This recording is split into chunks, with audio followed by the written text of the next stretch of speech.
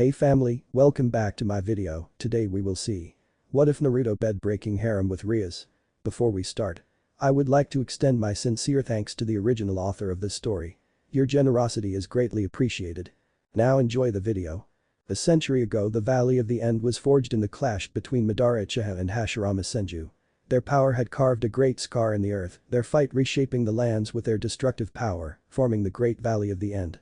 The Great Waterfall was flanked by statues of the two titans of the shinobi world, built to honor the sheer skill and power these two men once possessed. Now, over a century later, another battle between two young boys was being fought there.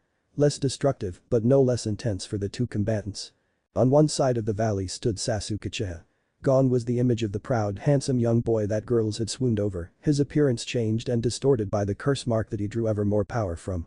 His once fair skin now replaced with an ashen grey color, while his once onyx eyes were now black with crimson irises. The most unusual aspect of his eyes though was the three tomo present in each eye, a clear sign of the Sharingan, the legendary Dojutsu of the Uchiha clan, while a four-pointed star, adorned the center of his face, between his eyes and across the bridge of his nose. His lips, much to the internal amusement of his enemy, had turned a metallic powder blue in color, making it look as though he were wearing lipstick. He had also grown claw-like nails, and his spiky hair, which was styled to point upright at the back almost like the tail of a fowl, grew to waist length, still retaining its shape and style, turning a metallic powder blue in color. Again, something that inwardly amused his opponent, he guessed that hairdo couldn't get much more stupid, even with Sasuke's mutation. From his back sprouted two giant webbed hands, a cruel mockery of wings. He wore his usual clothing that consisted of the traditional Uchiha clothing. A navy blue short-sleeved shirt with a high collar and the Uchiha crest on the back, even though both items were ripped and torn apart by the sheer intensity of the battle. In spite of the fierce fight he was in, his face remained impassive with only the barest hints of a smirk gracing his lips. The blonde child standing opposite of him snarled. On his head was short blonde hair that stood up all over like the spines of a sea urchin, and a blue headband with a metal plate attached to it that had the Hidden Leaf Village symbol of a spiral arrow engraved into it. He wore a tracksuit that consisted of orange pants and an orange shirt that had blue near the shoulders and was wide at the neck. On the back of the shirt was a red spiral symbol. He had some bandages on his thigh and a carrying case for kunai knives. He also wore a small pouch on his belt for basic ninja supplies. This was none other than Naruto Uzumaki, demon brat of the Hidden Leaf Village. Despite the bright orange clothing that he wore, the major attention-grabbing point was the bubbling cloak of glowing red energy that covered his form in the outline of an animal, complete with ears and a tail. He sported what looked like claws on both his hands and feet. His lips had blackened, and his canines had also lengthened and sharpened until they had turned into fangs, while the pencil-thin whisker-like markings on his face had grown more pronounced, widening and darkening, until they resembled abysmal scars.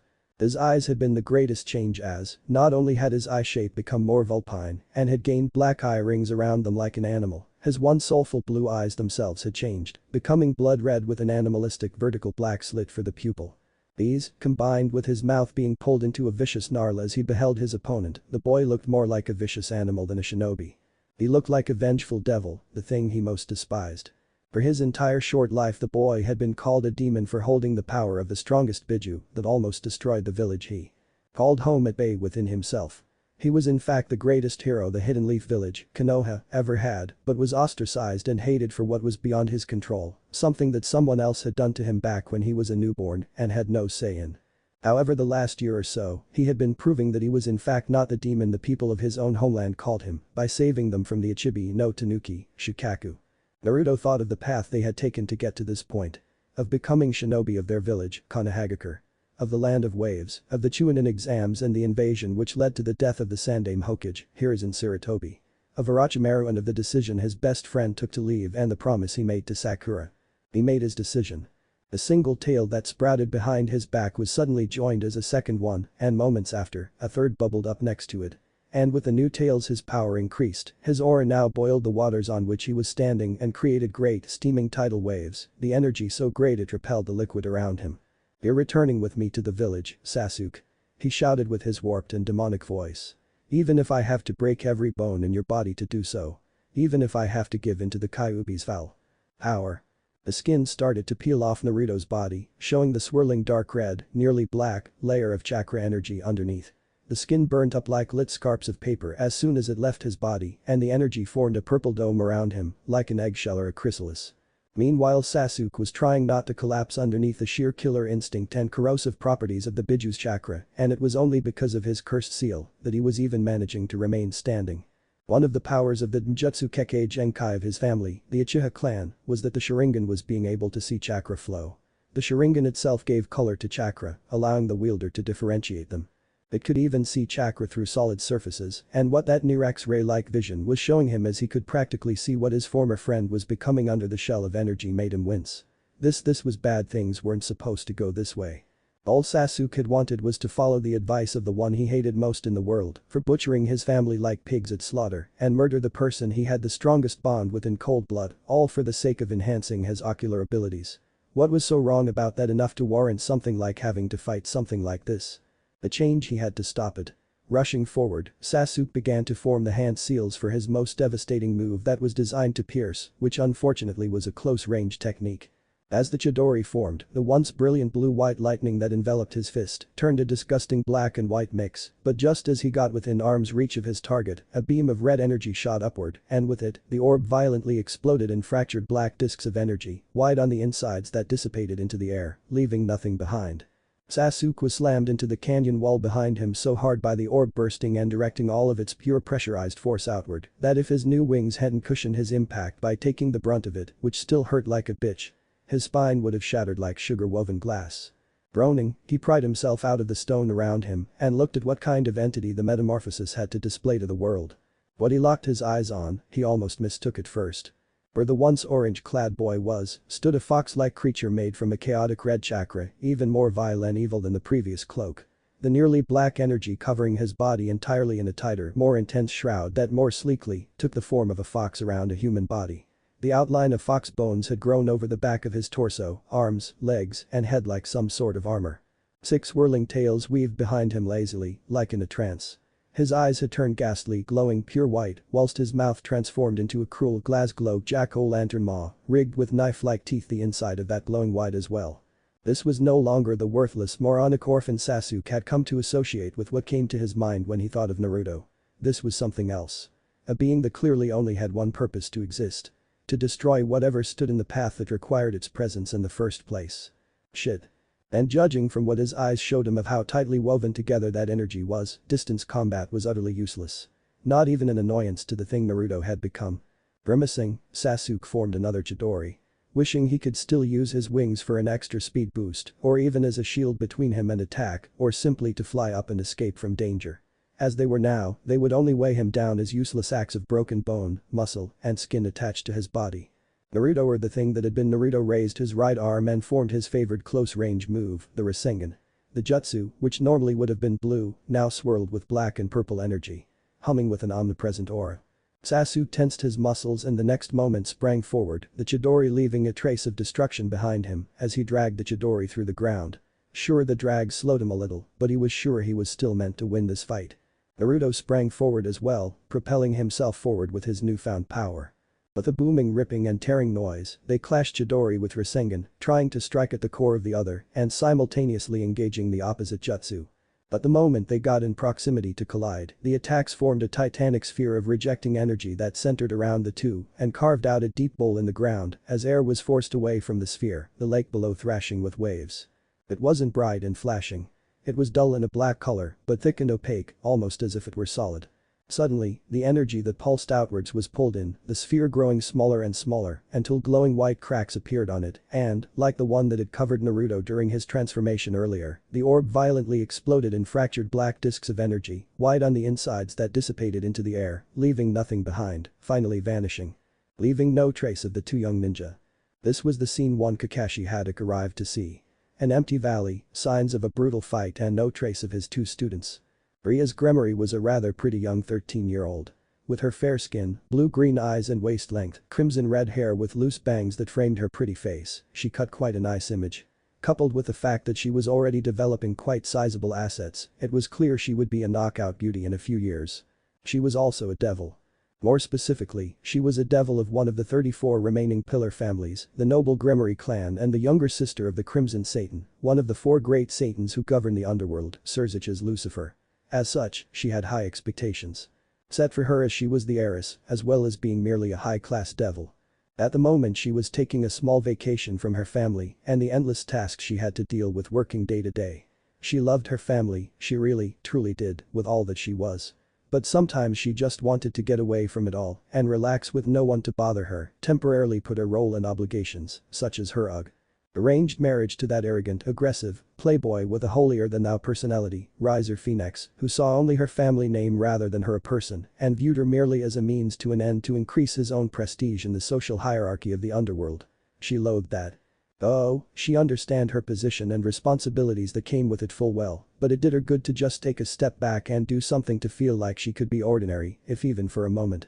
It was why she had come out to this clearing after all. It was rather bland, all things considered. Bordered by a small forest and filled with long grass and only a single tree in the center for shade. Of course, she wouldn't be able to remain here long. When her brother realized she wasn't in her usual spots, he would probably have a panic attack, wondering where his sweet Riatan had disappeared off to, and send out all the Gremory family's servants and his peerage to find her, as well as call in favors from the other great Satans again. Still, she would enjoy the peace while it lasted. As she lay there, her thoughts wandered to her peerage. All the members of her peerage had suffered greatly and they all literally fell into her lap. The first was her best friend, Akeno Himejima. Akeno had been a young girl she had saved from being killed by her family, a thought that caused Ria's mouth to crinkle in distaste, and reincarnated as her queen. She had grown very close to the black-haired girl and enjoyed spending time with her, and although her developing sadistic side was a little scary, she still was her best friend. The second addition to her peerage was her young rook, Kaneko Taojo. Kaneko had been scheduled for execution on the crimes of her sister, as well as racial hate for her being a yokai, more specifically a nekashu, a type of cat yokai. The little white-haired girl was unfortunately traumatized and had closed off her emotions. To everyone. It had taken a long time to get her comfortable to show even the reminiscent amounts of emotion she currently showed to the family. Her final addition was a recent one. A young blonde boy she had found nearly dead on the frozen ground in northern Europe and had reincarnated as her knight. He was currently a little standoffish, very standoffish at the moment, and had refused to tell them more than the bare basics of the so-called Holy Sword project. As she continued to think on this, her thoughts turned to what she would use her last pieces on. She currently had a rook, a knight, 8 pawns, a bishop and a rare mutated bishop piece left to use. She was unsure on what she wanted to do with the remaining pieces. She wanted to use them, obviously, and give herself a large group of friends like her brother Serzich's had, but she was unsure which method to use. She couldn't just randomly pick people, and it wasn't like they would fall from the sky. Her internal monologue was cut off rather suddenly when she sensed a pulse of energy coming from almost directly above her. Looking up, she saw what looked like an orange comet speeding towards the ground before a loud crash indicated contact with the ground just on the edge of the clearing. She ran towards the clearing, inclined on finding out what happened. What she found, however, was not pleasant to see. A young boy lay in the crater with the remains of his orange clothing still loosely attached to him. His eyes were closed, but tremendous amounts of blood was flowing from underneath his eyelashes. All his skin seemed to have burned away, exposing his raw flesh to the cold outside air. Clutched in his right hand, the boy held a still warm, still pulsing, bloody heart, seemingly ripped from another person's ribcage. In his other hand, just as disturbingly, he held 2 eyes, torn from their sockets and covered in blood. Sliding down the side of the impact crater to stop next to the young man, Rias checked his pulse and found it growing weaker by the minute. If something wasn't done, the boy would soon die. There was only one thing she could do to save his life. Taking out her evil piece set, Rias reached out with the energy of the king piece within her body to the young man. "I, Rias Gremory, resurrect you, that you may serve me for all eternity," she said as a glowing arcane array appeared underneath him and red chess pieces entered his body one after the other. The sheer number surprising her. Rias hated turning this boy without his connect, even if it was necessary. It was a selfish act. But she was a devil, and devils were regarded as selfish creatures. The following day, Rias was looking around the small relatively speaking anyway room that she had called for her peerage to meet in. Seeing everyone was settled, or at least as settled as they could be, Rias cleared her throat, drawing all eyes to her. "Thank you for coming on such short notice, everyone. Yesterday I was taking a stroll through the nearby forest when I suddenly heard an impact not too far away. A human boy around our age was lying in the crater. His injuries were severe and he was on death's doorstep, so I decided to resurrect him. As my newest piece, his body took all 8 pawns and a mutated bishop piece to save him. After I resurrect him, my brother appeared and carried him to the hospital since he was still severely injured. He was clutching a heart and a set of eyes in his hands, which was a bit disgusting." she said. When we arrived in the hospital and started healing him, the doctors found out that his eyes were missing and thus implanted the eyes he was clutching to in him so he wouldn't be blind forever. I just received the message that he was starting to wake up and wanted you to be the first people he would meet." Scanning her eyes over the conscious members of her peerage, she quickly gauged their reactions. Akeno, for her part, merely looked as interested. Kiba had merely looked bored, although there was a small curiosity present. Kaneko on the other hand showed no kind of reaction. "Alright, let's go," Rias announced enthusiastically, after which the rest followed her towards the medical wing of the Gremory family's household. The first thing that Naruto noticed when he woke up was he was not in the hospital. How did he know this? The bed was actually comfortable, for starters. Secondly, he wasn't wrapped up in bandages and there was no smell of antiseptic or medicine. So, where was he then? He opened his eyes but had to close them immediately again due to the bright light inside the room. Slowly opening his eyes again to let them adjust to the light, why was his vision so much sharper? He saw that he was in what seemed to be a bedroom converted into hospital room. It still held the comfort of a bedroom, but people were able to receive medical treatment here. He was glad for that. He very much hated that building. Not for the people, nor for what happened within here, but because how utterly dead it made you feel when you were inside it. Actually, he felt that way in every hospital. White walls, white floors, white clothes, it was all so eerily dead. The least they could do was add some color to it so it didn't feel like you're quarantined from the rest of the world. And then there were the needles. And don't get him started on the smell. It's either that of sickness or sterilization. Ugh. As far as he was concerned, the word hospital stood for horrible, obnoxiously smelling place insistently trapping all locals. "Where am I?" he asked to no one in particular. "In the Gremory estate." A voice came from his right. "Arg. What the hell?" Naruto shouted whilst clutching his chest, somehow leaping 4 feet in the air while still in a sitting position, then turned to look at where the light voice was coming from, noting a group of 4 people, all of them his age, that stood there, looking at him. "Where did you come from?" "Ara, he is a lively one, isn't he, Rias-chan?" Akeno asked Rias after watching the startled reaction of the boy in the bed. Naruto looked at them.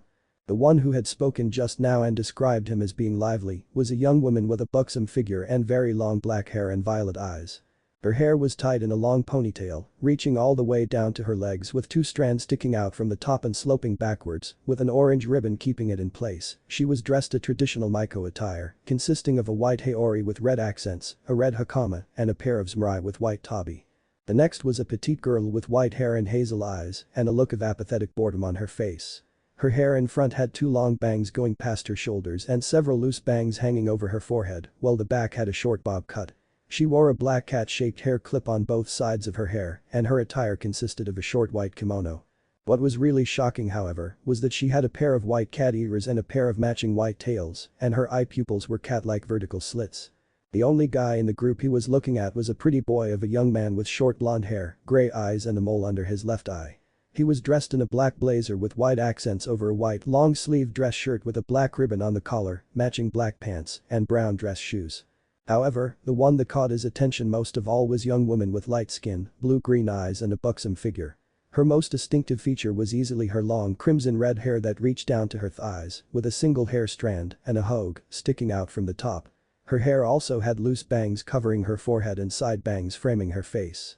She wore an outfit which consisted of a floor-length loosely fitted gown with long tight sleeves and a narrow belt. Over it was worn a sleeveless surcoat and she had on some brown leather shoes. Oddly, she seemed to find the outfit a bit bothersome. Having known the likes of Sakura and Ino back home and how fussy they were with fashion, he'd unfortunately learned to tell when an outfit didn't seem a girl's style or taste. Long story short, in Naruto's mind, he'd been infected by those too. A guy shouldn't know so much about fashion, especially a girl's sense of fashion. Looking at the last girl, however, Naruto had to fight down a blush that would have made his face rival the girl's hair.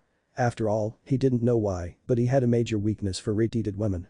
Sadly, there weren't any in Konohagakure, the closest to that being the Pinkets of the Haruno family. "Okay, who are you people, and where's Bachan?" he asked, uneasy. Couldn't be too careful. Still, while he didn't know who they were, it was obvious that these people had found and helped him, so he saw no reason to be hostile. "Well, I'm Rias Gremory, and these are Akeno Himejima, Yudo Kiba and Kaneko Taoju," the Redeed said as she stepped forward and gesturing to each person in turn as she introduced them to him. "As for your grandmother, you were by yourself when you were found and brought here." "Name doesn't ring a bell," Naruto replied. He didn't know any shinobi clan by the name of Gremory and he wasn't back in Konoha, that was obvious. So where was he? Then his eyes widened in shock. "Wait. Where was Sasuke? He was about to throw off the sheets and burst out of the room, but he wrestled the impulse down and turned to Rias. If these people had helped him, maybe they could point him in the right direction to get back home. Say, Naruto said, trying to be calm, can you please send me to the Hidden Leaf village as fast as possible? I have to report that I failed to bring back the team and that he ran off to Orochimaru. Rias tilted her head in confusion, then shook it negatively.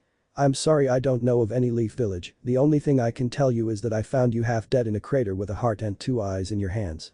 Naruto went pale at that, and it took a moment for it to sink in. What did she mean she didn't know about Konohagakure? Being in a different place he could get, but never even hearing of it before. Where was he? If not in the boundaries of the elemental lands, then where? And he'd been half dead in a crater. Damn fox and its power. But worst of all was that last bit of news about what had been found in his hands. Woo wait, what? Heart and eyes, Naruto wondered as he realized what had happened, horrified. I killed. I killed my best friend. Even though he betrayed the leaf and tried to kill me, he was still my friend. He thought.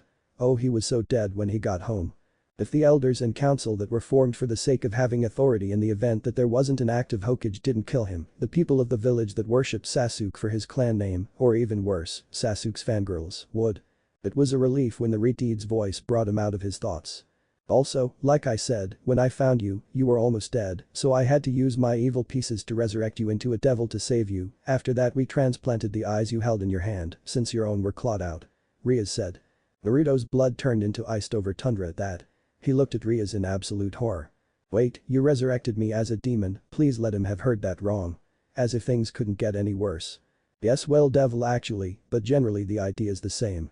She replied whilst she and her peerage revealed their black bat-like wings behind themselves. I reincarnated you as my new servant, although I'd rather call it a family. The devil, he repeated faintly. Fixated on that one point. So I finally became what the villagers said I always was, a demon. Why did she turn me into one?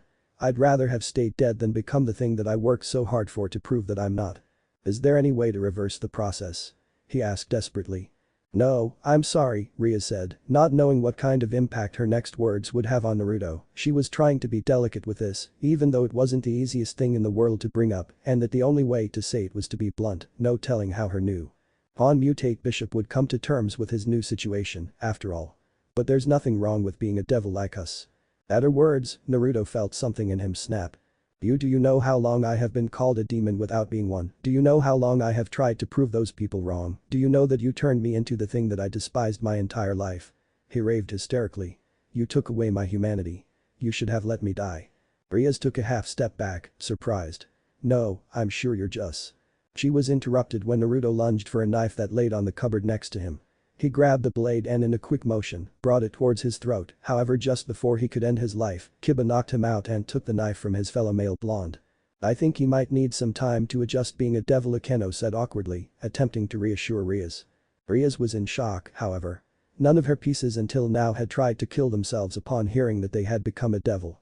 Sure, they opposed the idea for a while, but none had tried to take their own life. She just hoped he would come to accept it. Chapter 2.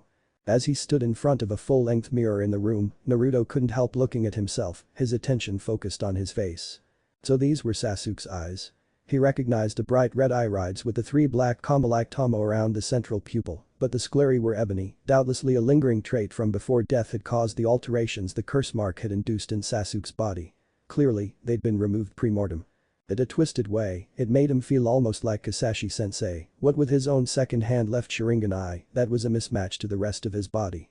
Of course that meant he most likely had the same drawback as his teacher had, being unable to deactivate the Sharingan into a normal eye or eyes, in Naruto's case. Looking down at himself, Naruto felt his lip curl in revulsion. The calluses on his hands showed he worked himself to the bone through physical training. Which meant he wasn't the gifted type who easily picked up on new skills, instead having to devote hours and energy into mastering them to even get close to those who were considered geniuses. He was actually proud of those. No. It was the scars that left him disgusted about his body. Wait, no, not his body, he corrected himself, not anymore. This body. Well, it looked the same as it always had, it wasn't a human's anymore. Well, the damned fox in him had done a lot to heal Naruto of the injuries he sustained, under the understanding that if Naruto died, the fox would as well since it was stuck in him, it couldn't always rid him of the scars. His body was a latticework angry lines and other uglier wounds. Mementos of his surviving pain and abuse so awful, so evil, that were it not for the markings that stared back at him in the mirror nearly every day, he would have banished it from his conscious mind, things that no human could or should be able to survive, things he'd only survived due to a demon's necessity in having him alive, things that had happened to him because people thought he was a demon himself before. Now he actually was one. All because he had tried to stop a comrade from selling his soul to a body-snatching madman. Meanwhile, said comrade was most likely living it up in the eternal paradise of heaven. Naruto couldn't help but be bitter at the idea. His fingers traced the outline of his newest mark. The nasty starburst-shaped divot in his chest where Sasuke's Chidori had nearly taken a lung. As he did, his new eyes trailed over to the dozens of tinier spots in line where Haku's needles had pierced him, wondering what his old cryo-using free enemy mentor would think of the situation Naruto currently found himself in. Before his eyes drifted to other, much more unsettling wounds. The ones he had from before his life as a ninja. Mementos of his surviving pain and abuse so awful, so evil, that were it not for the markings that stared back at him in the mirror nearly every day, constantly reminding him of them, he would have banished it from his conscious mind for the sake of his own sanity. Naruto sighed, recalling how he'd felt in the past. Unbearably lonely, longed to be liked, loved and acknowledged as an individual, as a result of being a Jinchuriki to show that he was a human being, not the demon he'd been forced to contain by that ever-damned son of a bitch Yondaime Hokage. The person Naruto both admired and loathed above all others and was driven to depression and desperation. That was part of the reason Naruto had consequently developed that misconception that pranks and mischief would bring him the attention he craved. But the other part was because not only did it allow him to vent his negative feelings towards the ones who treated him horribly in a passive-aggressive fashion, it also helped him try to fool himself that the people around him loathed him for his pranks, as opposed to the fact that he existed in the first place. For Naruto, he'd worked and fought twice as hard as anyone to prove his humanity, a fight he had to endure to fight at all, because he carried inside him the spirit of the nine-tailed fox that almost destroyed the Leaf Village after the Yondaime had sealed it within him back when Naruto was a newborn, having utterly no say in it whatsoever. As far back as he could remember, people had always treated him like a monster and a freak. Every day was a struggle just to be accepted by the world as a human being. A struggle that, thanks to that Rias Gremory girl, he had now ultimately lost. Some small, rational part of him was aware of the fact that Ria's girl hadn't meant any harm, quite the contrary, she'd done what she had to in order to save his life, but hearing what had been done to him, he was too angry with her to care about that. Sighing, he turned away from the mirror, fighting the urge to smash the reflective surface to pieces, and to the nightstand, where he'd found a new set of clothes that had been set there for him after he'd awoken after that Kiba guy had knocked him out. The outfit that had been laid out for him consisted of black jeans, an apricot-colored t-shirt with a grey wolf head imprinted on it, and an unzipped dark red hoodie that had a black mark on the back that looked like a three-clawed beast had slashed it, and black and white Tommy boot sports shoes for Parker, as well as a pair of clean socks and even some fresh underwear. Naruto snorted. He wanted nothing to do with Iriti or her little group. Far as he was concerned, even the outfit she'd had left for him was an insult. Still looking at the tattered remains of his orange tracksuit, he had to confess that the battle against his now deceased, former best friend, had done a number on his attire. Unless he wanted to go around as a nudist, which he didn't. He guessed he'd have to give just a little ground on this one thing. Resentfully, he put on the outfit. Ah, well, at least it had orange. Small miracle that it was. As his thoughts went to their battle at the Valley of the End, Naruto realized something about Sasuke. When it all came down to it, this mess with him being turned into a devil was all Sasuke's fault. Self-righteous dumbass that he was. Well, he understood why Sasuke was so angry over his family's massacre, after all, who couldn't? After the incident at the inn when him and Hirosenin had been looking for Tsunade-bachan and Sasuke had been beaten senseless and put into that Tsukiyomi-induced coma, Naruto had realized that when it came to Itachi, Sasuke's mindset was as transparent as air. He lost his cool before the fight even started. He didn't bother even trying to assess his enemy's strength at all, and then he just charged in without thinking, blind hatred as his only rational, only to self-destruct. Once that happened, the damned idiot's hubris kicked in, and how he had both a superiority and an inferiority complex exposed itself, with the way he was unwilling to acknowledge when someone was stronger than him, but obsessed when he believed that they were. Besides, the self-titled Avenger had grown up in the shadow of a prodigiously talented elder sibling. He should have understood the desire to have approval and recognition for his own merits, his own level of ability and improvement. Honestly, how hard was it to simply tell someone else, good job? But no. He just couldn't accept that someone wanted to get even that much from him. It must have been so hard having to just settle for being rich, powerful, and admired, but it wasn't enough, and his lust for power and his pride had gotten him killed. Ironic really, they had both taken the thing they valued most from the other.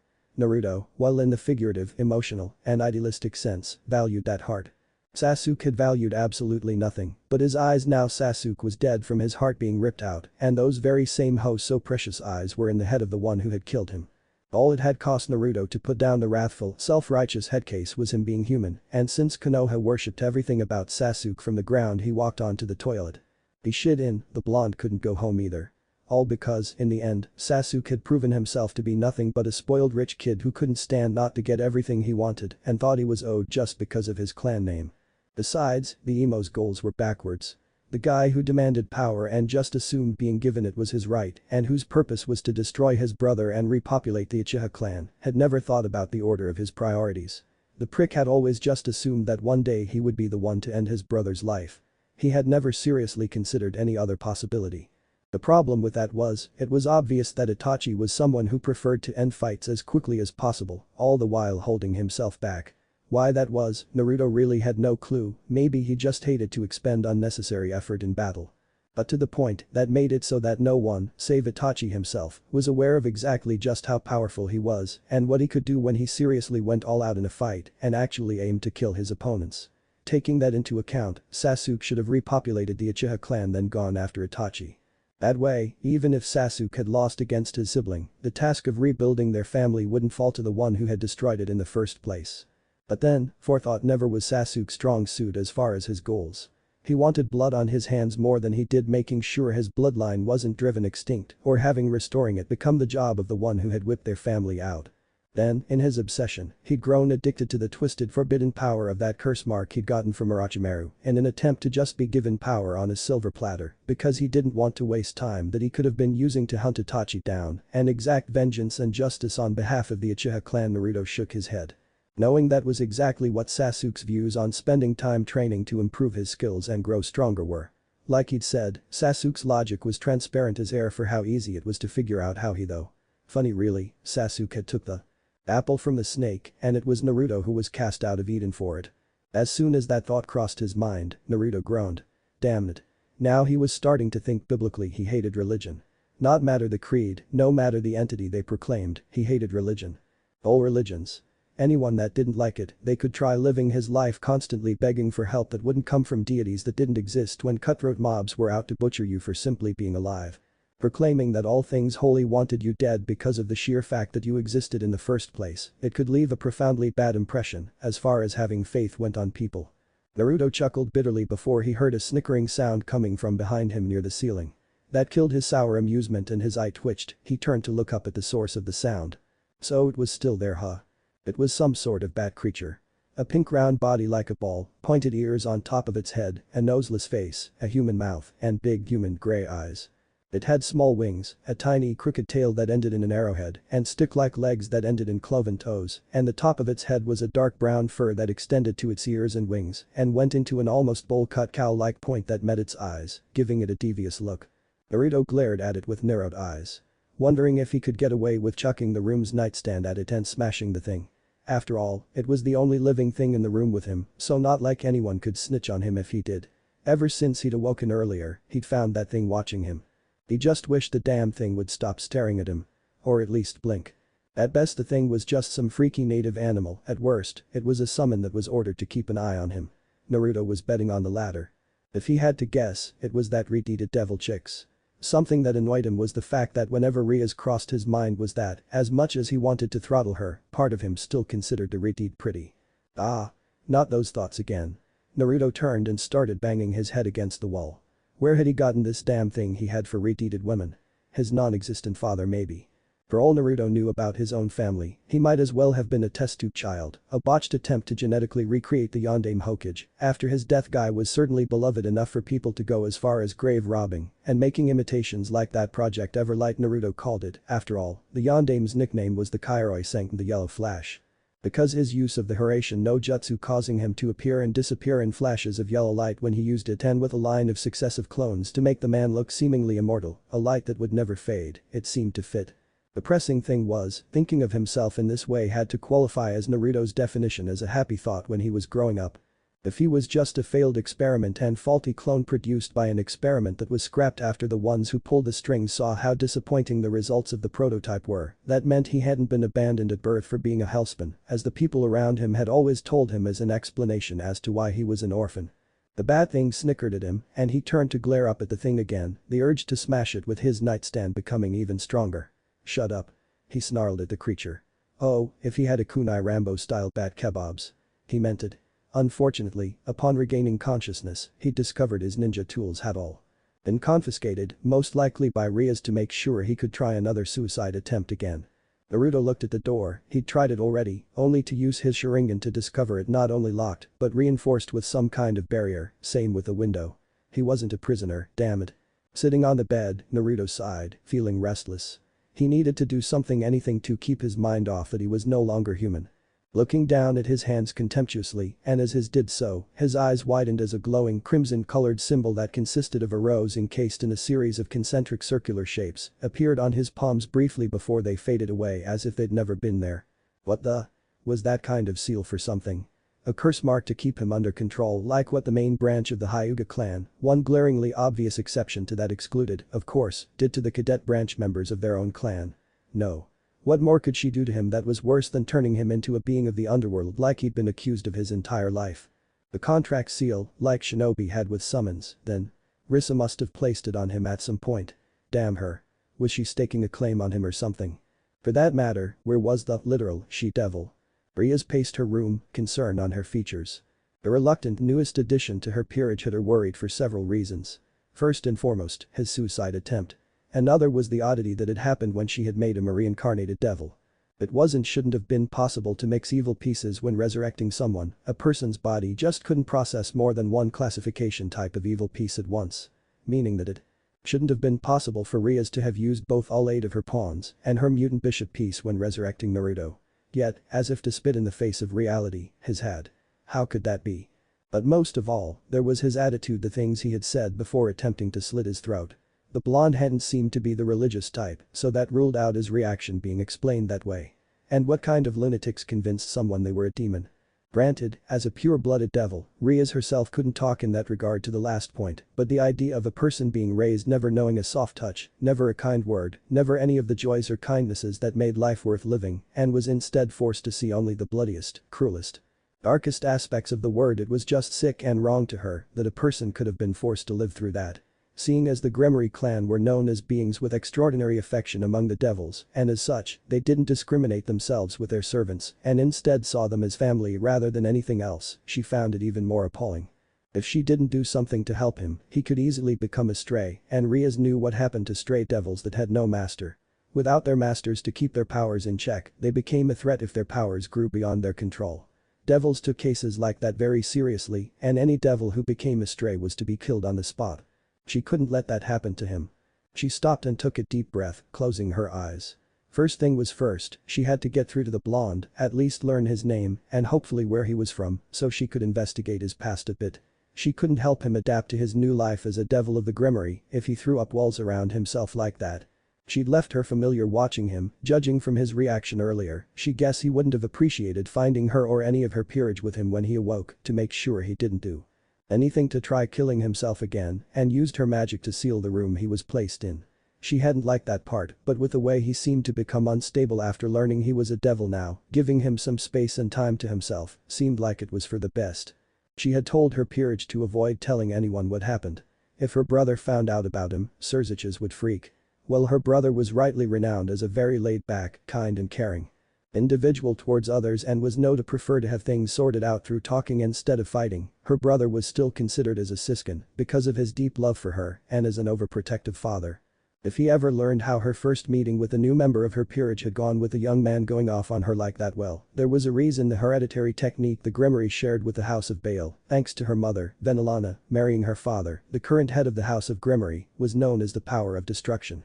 And from what she had sensed of the demonic energies within newest family member prior to his devilification and the abnormality of the way his being turned into a devil had gone, Rias actually didn't want to place bets on which would win in a fight between her brother and the newly reincarnated devil. Making up her mind, Rias resolved to try finding out what she could from him and look into who he was. Hopefully there were some answers to her questions regarding her concerns to be found. That she couldn't simply be told by him was a snag, but she wasn't going to give him the third degree over information he didn't want to share, so she'd find out on her own. Walking out of her own room and heading to her multiple evil peace carriers, Rias lowered the barrier spell over the door before entering and instantly raised a brow at what she saw before shaking her head in amusement. He was going up the walls literally. He was walking up the vertical surface as easily as the ground, then flawlessly transitioned to the ceiling so that he hung upside down like a bat, sticking there by the soles of his feet.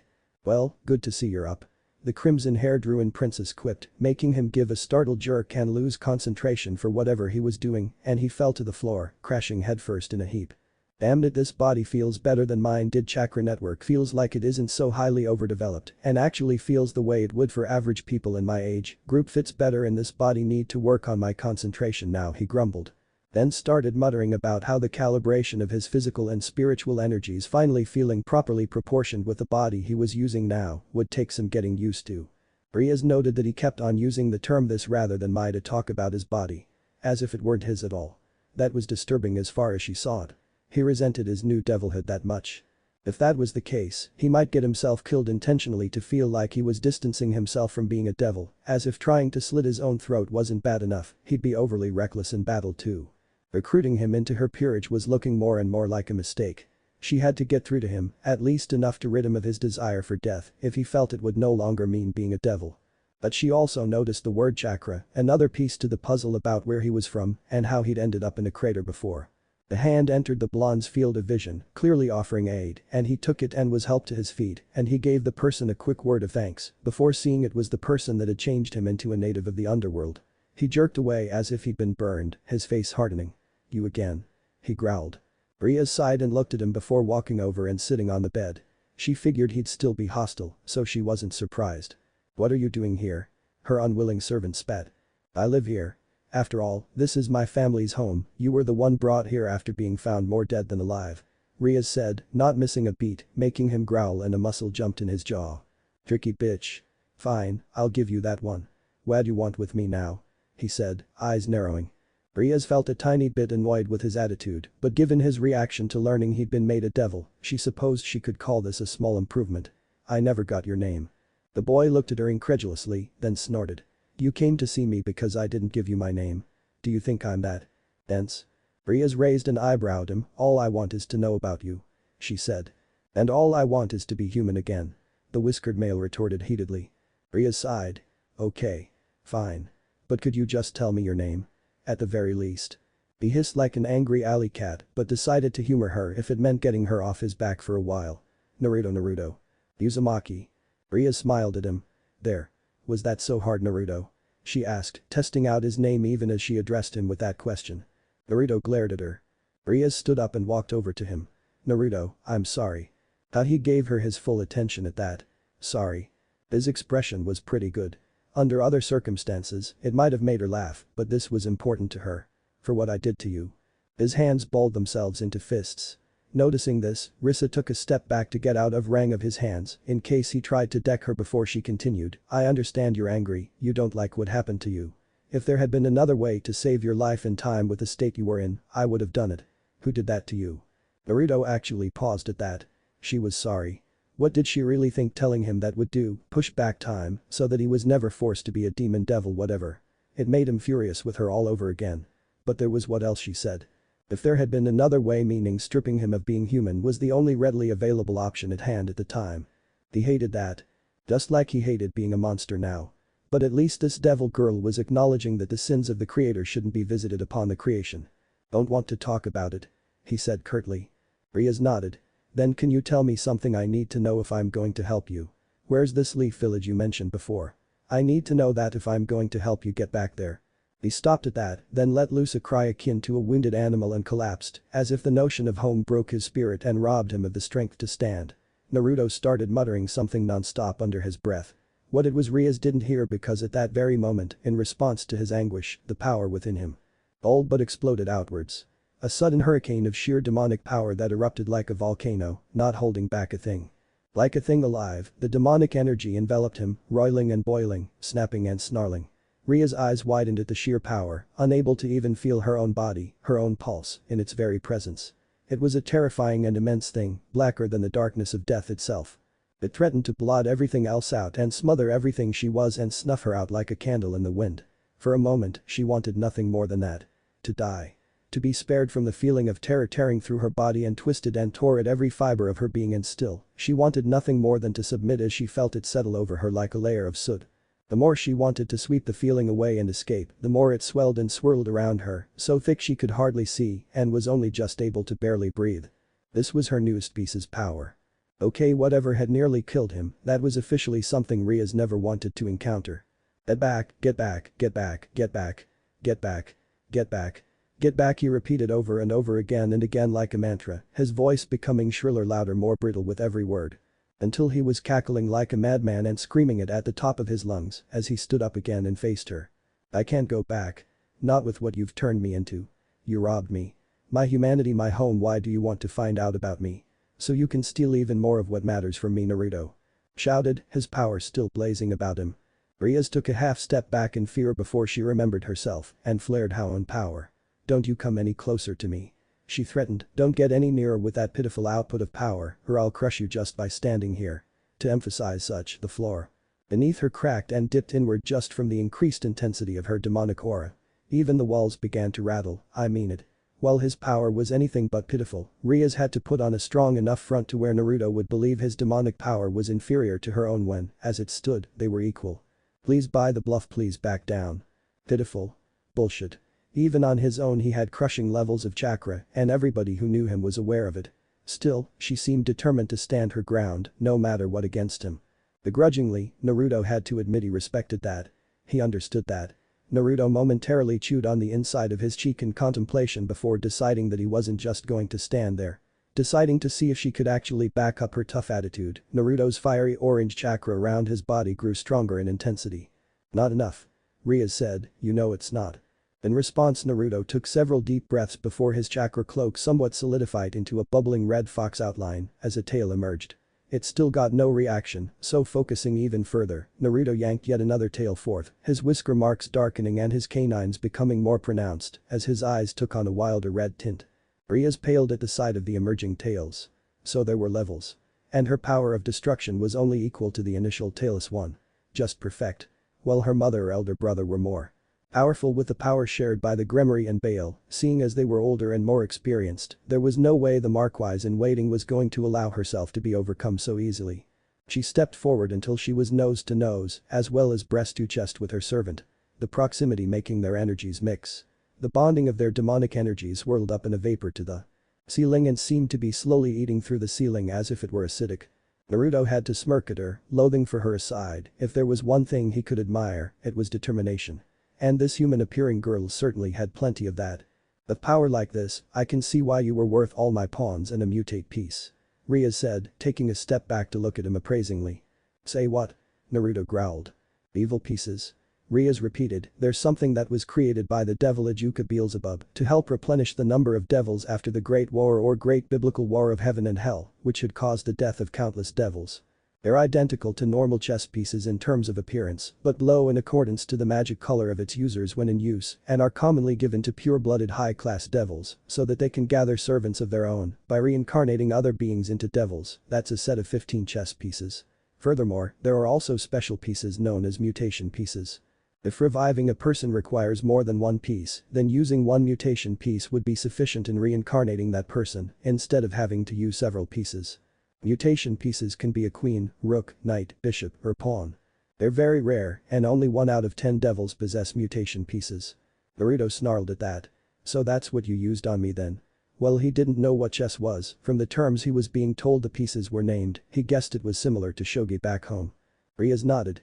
I had to use all 8 pawns and my mutated bishop piece to bring you back. He frowned. 9, huh? Lovely.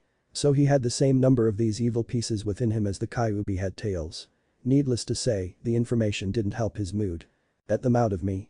Naruto snapped, looking ready to tear his own chest open and dig the evil pieces out of his body himself if he had to. Rias shook her head. I'm sorry, but I told you I can't do that. Seeing Naruto's nostrils flare, Rias held up her hands placatingly. Easy Naruto, like I said, I didn't have any other choice if I wanted to help you, and I am sorry about that, but I'm wondering something. What's that? he growled, glaring at her murderously, making Rias wish Naruto's original eyes hadn't needed to be replaced. Those red and black ones he had implanted in him to serve as replacements were damn scary when he glared. You you don't seem the type to accept religion. So I can't help but wonder why you're so angry about being made into a devil. That did it. Save his life or no, his past was off limits. But the bestial roar from the blonde, Rias was flung to the wall behind her like a rag doll from sheer pressure of the shockwave that forced the two away from each other. The sudden separation of the two malevolent energies forced blew through the room and burst out the window and door, the ceiling, floor and walls cracking. As the reverb started vanishing in the room, Rias rolled out of the way as one of the tails of energy as it made to slam down on top of her. Then tried standing, only to duck as a clawed hand left a series of gouges in the wall where her head had been a second earlier. As he prepared to attack Rias again however, someone tackled the enraged blonde, sending them both crashing to the ground. Surging. His power, Naruto released a demonic aura-enriched roar to throw the person off of him before leaping to his feet with a snarl aimed at this new enemy. Ria's eyes widened as she saw the one who was about to fight it out with her newest peerage member was a handsome young man that had appearance of a man in his early 20s and possessed shoulder-length crimson-red hair and blue-green eyes, similar to Ria's own. Her elder brother Surzich's. Damn it. She didn't want them to meet like this. Naruto leaped backwards before landing on his left foot and pushing himself forward, using the added speed and momentum to flip himself forward and slam his right leg out flat. Surzich quickly leapt back to avoid the attack, causing the extended leg to slam onto the ground, then dodged as the energy tails lashed out at him, giving Naruto time to recover, leaning to his side before performing a fast-paced windmill maneuver, actually creating a bit of a whirlwind before kicking himself up to his feet and using the momentum to push himself right to Surzich's without even pausing. Once near, he turned into a spin kick yet once again he avoided it by quickly placing his hands onto the incoming kick, pushing it away from him. Though he was far from done as he actually lifted his body off the ground like he was leaping a fence and then rotated his hips and feet directly towards Naruto's face who unfortunately couldn't dodge the attack. Rias winced slightly at the kicks to the face, though they quickly cringed as her brother actually grabbed the stunned blonde by the shoulders before pushing his body down enough to deliver a knee strike to his abdomen, actually causing air and spit to fly from his mouth. Yet he still wasn't done as Surzich released his enemy before flipping backwards and having his back leg smash into Naruto's chin, sending him flying. At first glance it looked like he'd been dispatched, though it only lasted for an instant, as Naruto quickly spun rapidly in midair before actually using his legs to push himself backwards and land on his feet. He slowly raised himself to standing position before dusting himself off. Surzich's was still on guard watching the reincarnated devil spitting out some blood. He didn't say anything and instead merely cracked his neck in response before responding, "Is that all you've got?" Surprisingly, the Redeed merely narrowed his eyes at the comment, his guard remained strong, "Of course not, that was just a warm-up." Surzich's stance slowly shifted into a more offensive one as his eyes narrowed into a rather cold gaze before he and his enemy both lunged. Surzich's dodged a blow from Naruto and countering with a flying knee, which was followed up by a series of jabs, forearms and elbows to keep the blonde from getting any breathing room.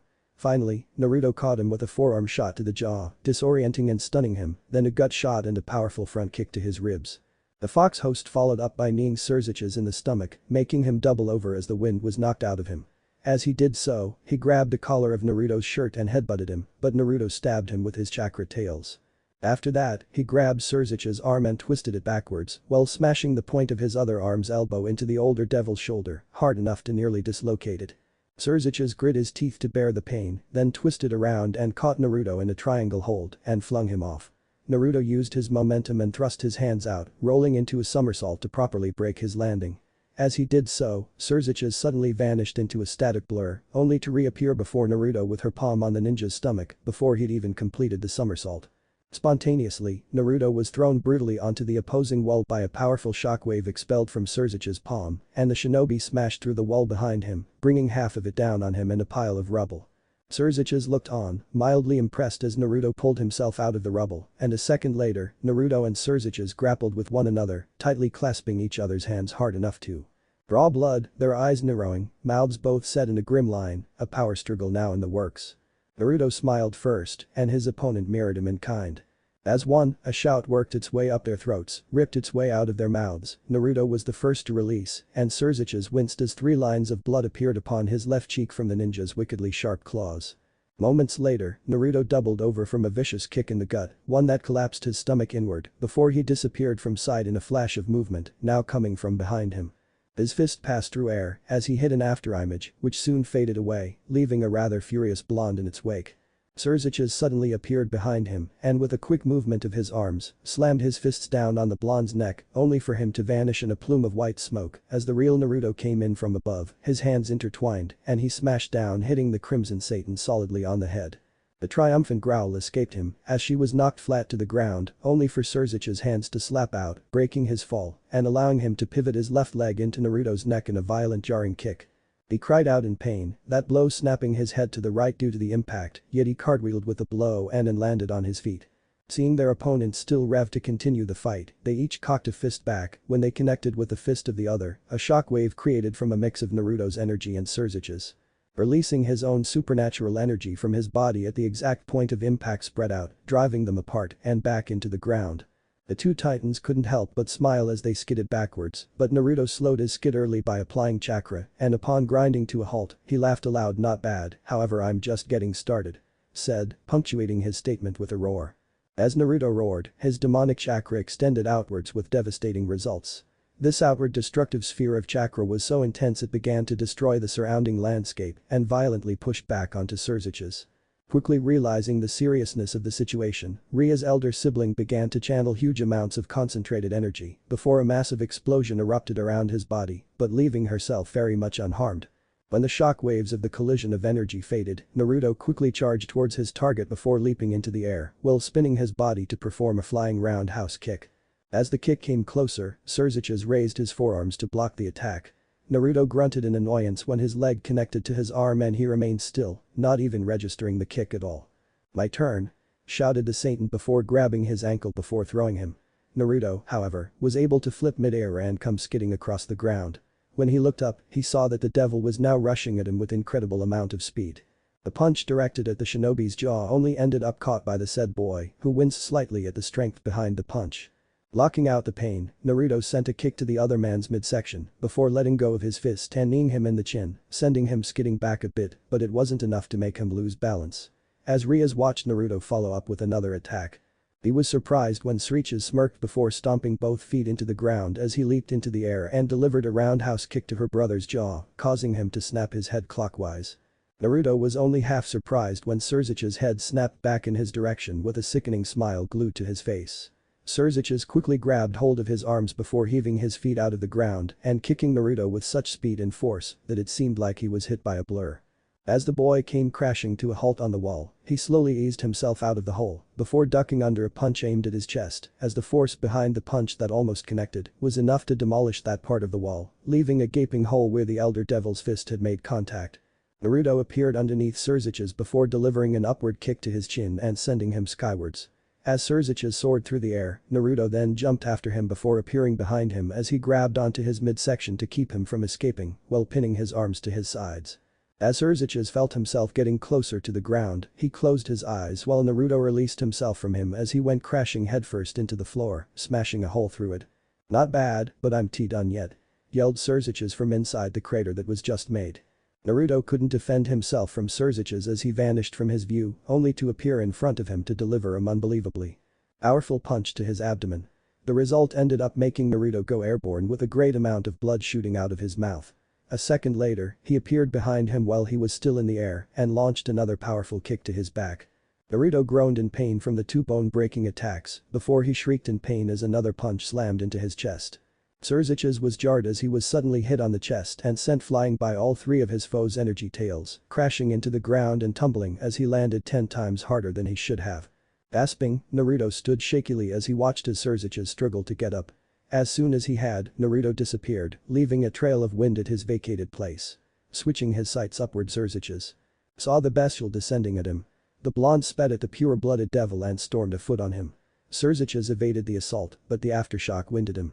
Clutching his midriff, Surziches grinned haughtily. "Not bad," Naruto said, noting, but vanished in a blur of speed. The male red-headed devil leaped away, but something smashed into the small of his back with the force of a runaway freight train and sent him flying. Surziches landed on the other side of the chamber and panted tediously as he stood, rubbing the spot where he'd been hit. Assessing his injuries, Surziches smirked. You caught me from behind. But that won't happen twice.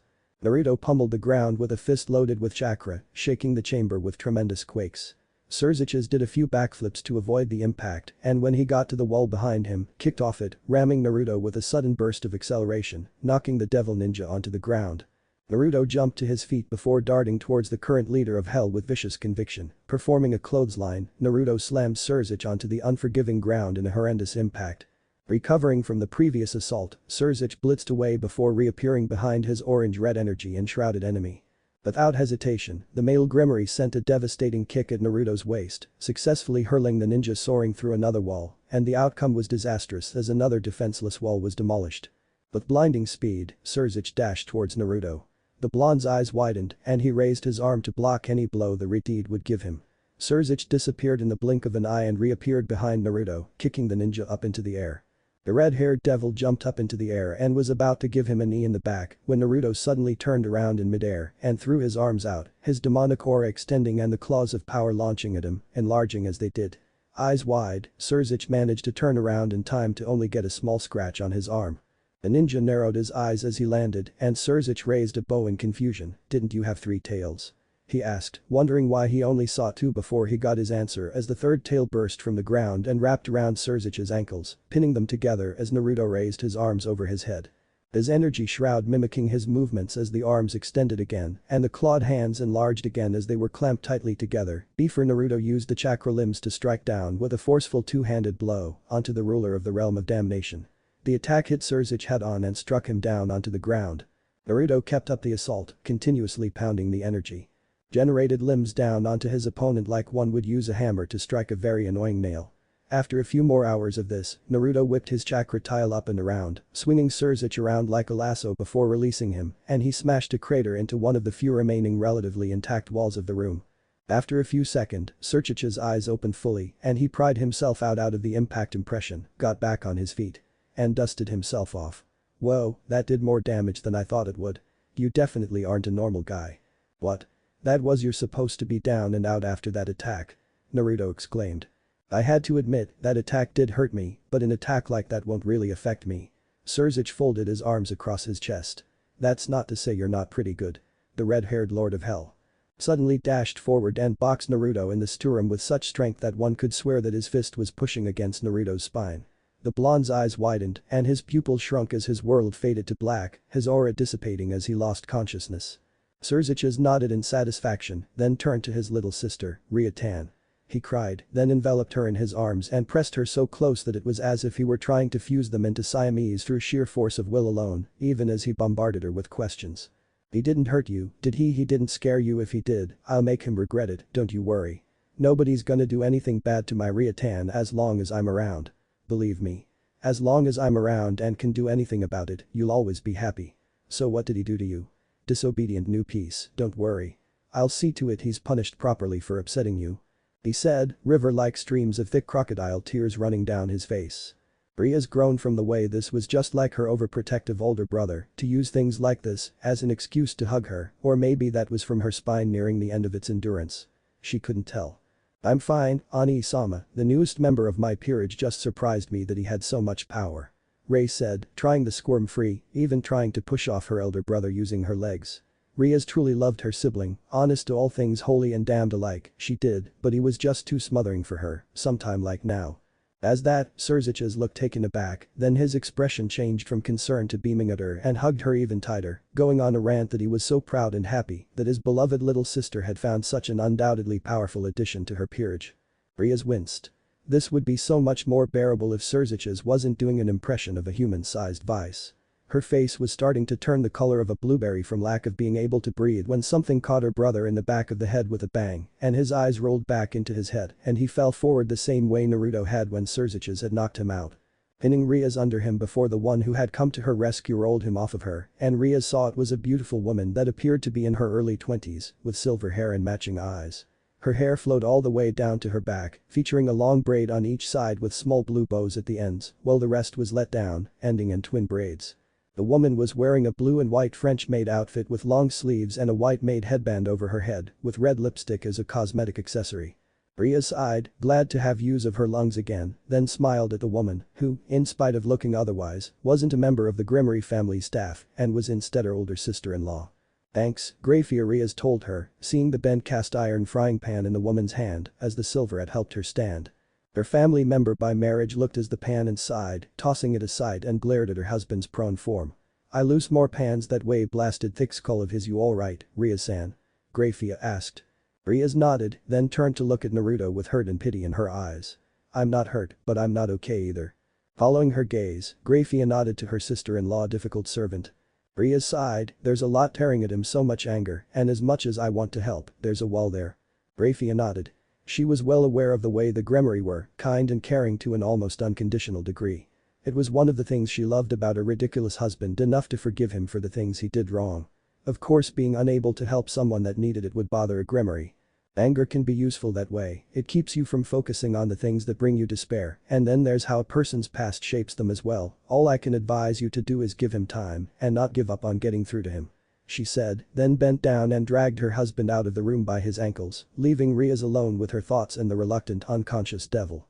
The smokescreen. That did seem the case, recalling how Naruto had freaked out upon learning he'd been turned into a devil. That was always hard at first for humans. Okay, if that was the root of the problem, Rias at least knew where she had to start to be able to get through to Naruto. The evil P system changed humans into full-blown devils, right down to the souls, but their hearts, their views on what they believed who they were as a person, that had to be either retained or abandoned by their own personal choice. Rias smiled. At least she knew what she had to do, she just had to help him realize this aspect of his new life as a devil. That he could still be who he was before if he wanted to, all he had to do was choose to stay as the kind of person he had been prior to becoming a devil. That if he wanted to, he could still be himself. Sure, convincing him would be hard, but it was clear all she had to do was let him know that option was there, and all he had to do was take it. She knew he would. Placing her new peerage member back in the bed, Rias felt hope bloom inside her that she hadn't been wrong to save him. Tucking him in and smiling, Rias left the room to see Akeno waiting for her. "Trouble, Rias?" the half-fallen angel asked. Rias shook her head. Akeno was, in fact, close enough to call Rias by her first name, while maintaining their master-servant relationship. The two were like sisters more than anything else. "Not really, in fact I know what he needs now. It's getting him to be convinced about that he still has the freedom of choice about who and how he wants to be as a person that I have to figure out," the Redeed told her sister figure. Akeno's eyes gleamed, overjoyed at hearing that. "How can I help?" she asked at once. Rias smiled, her mind buzzing with ideas on how to help Naruto come to accept his new life. Chapter 3. Naruto gawked. Okay, where was this? Last thing he remembered was being knocked out, so he should have been in his mindscape. But this wasn't a sewer. He stood within a deeply forested area. Sunlight peeked through a few gaps in the canopy of the dense vegetation, while most of the area remained darkened. It wasn't foreboding though, more like peaceful. Sacred, almost. Naruto followed a small dirt path that broke off in several directions to various parts. He wasn't sure why, but he felt that going straight was the best choice. He whistled to himself as he continued down the small path. He didn't even know how long it was before he came to something that he was certain was what he was looking for. There before him lay a cave. A large one, to be exact.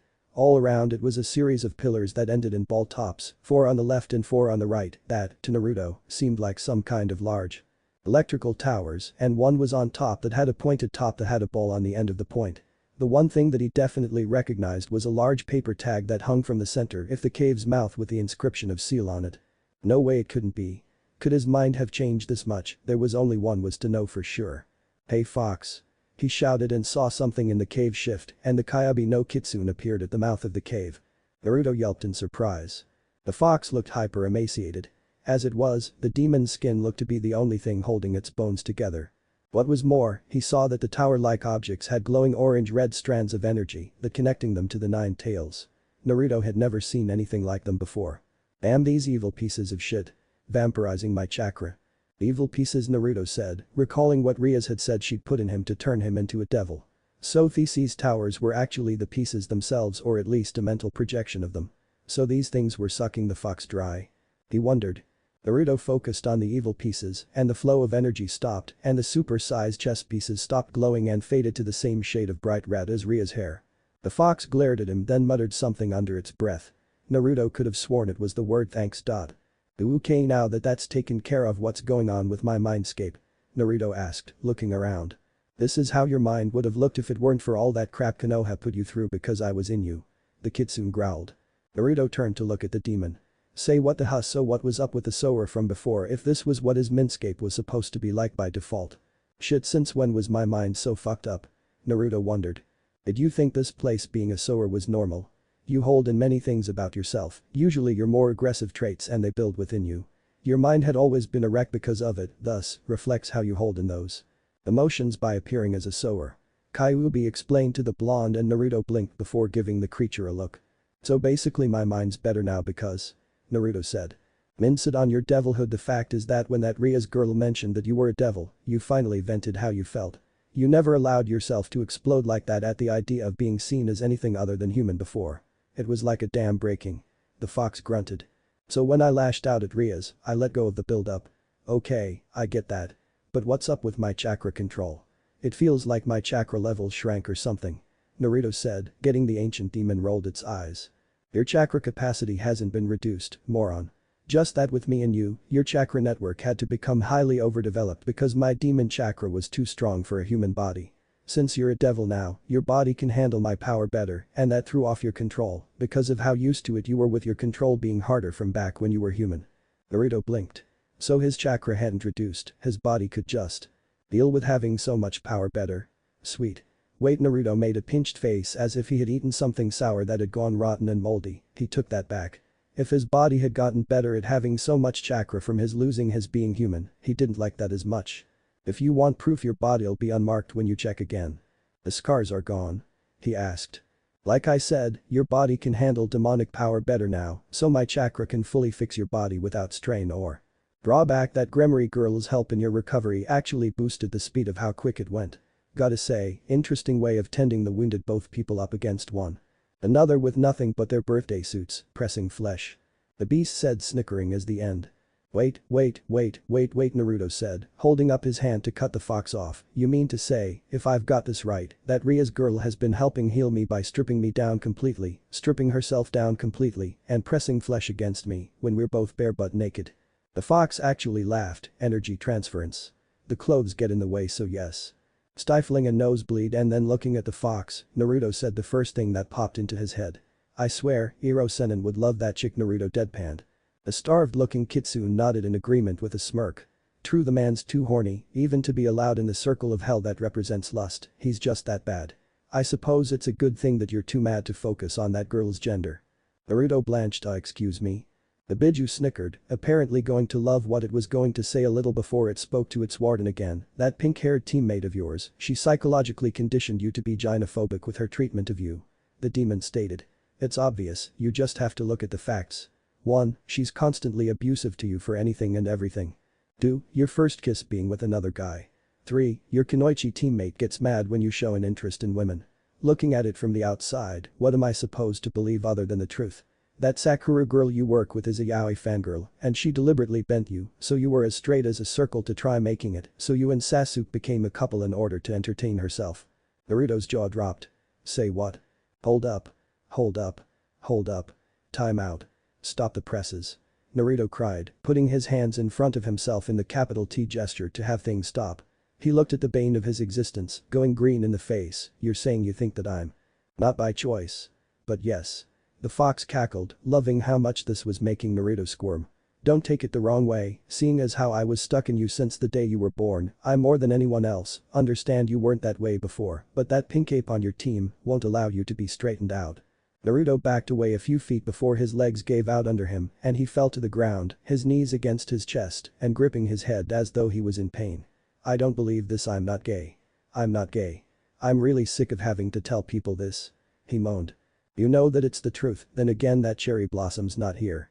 You could be cured and you're already surrounded by those hot vixens Rias, Kaneko, and Akeno, for when you get over that psychologically conditioned gynophobia. The fox laughed. Jiminy Cricket, you're not. Naruto snapped and the super-sized evil pieces suddenly surged in response to Naruto's anger, tearing away larger chunks of the fox's demonic power, making it cry out in agony as the evil pieces resumed glowing the way they had before. Naruto looked at the evil pieces and had to confess that there was one good use for these things. Disciplining the fox the yondaime had put in him and had inadvertently made his life a miserable hell growing up. Sure, he knew why the man had done that, to save the lives of everyone in Konoha, Naruto included, but as much as he understood that and as much as he admired the man, it was hard not to hold the miseries Naruto had to endure in the past against him. Fading from his mindscape, Naruto awoke to see that the room that he'd woken up in before had been fixed up as if the fight had never happened. He shook his head and looked at the door and window, making use of the red and black eyes which had once occupied Sasuke's head. Damn it. He groaned. Not again. Those damn barriers were up again.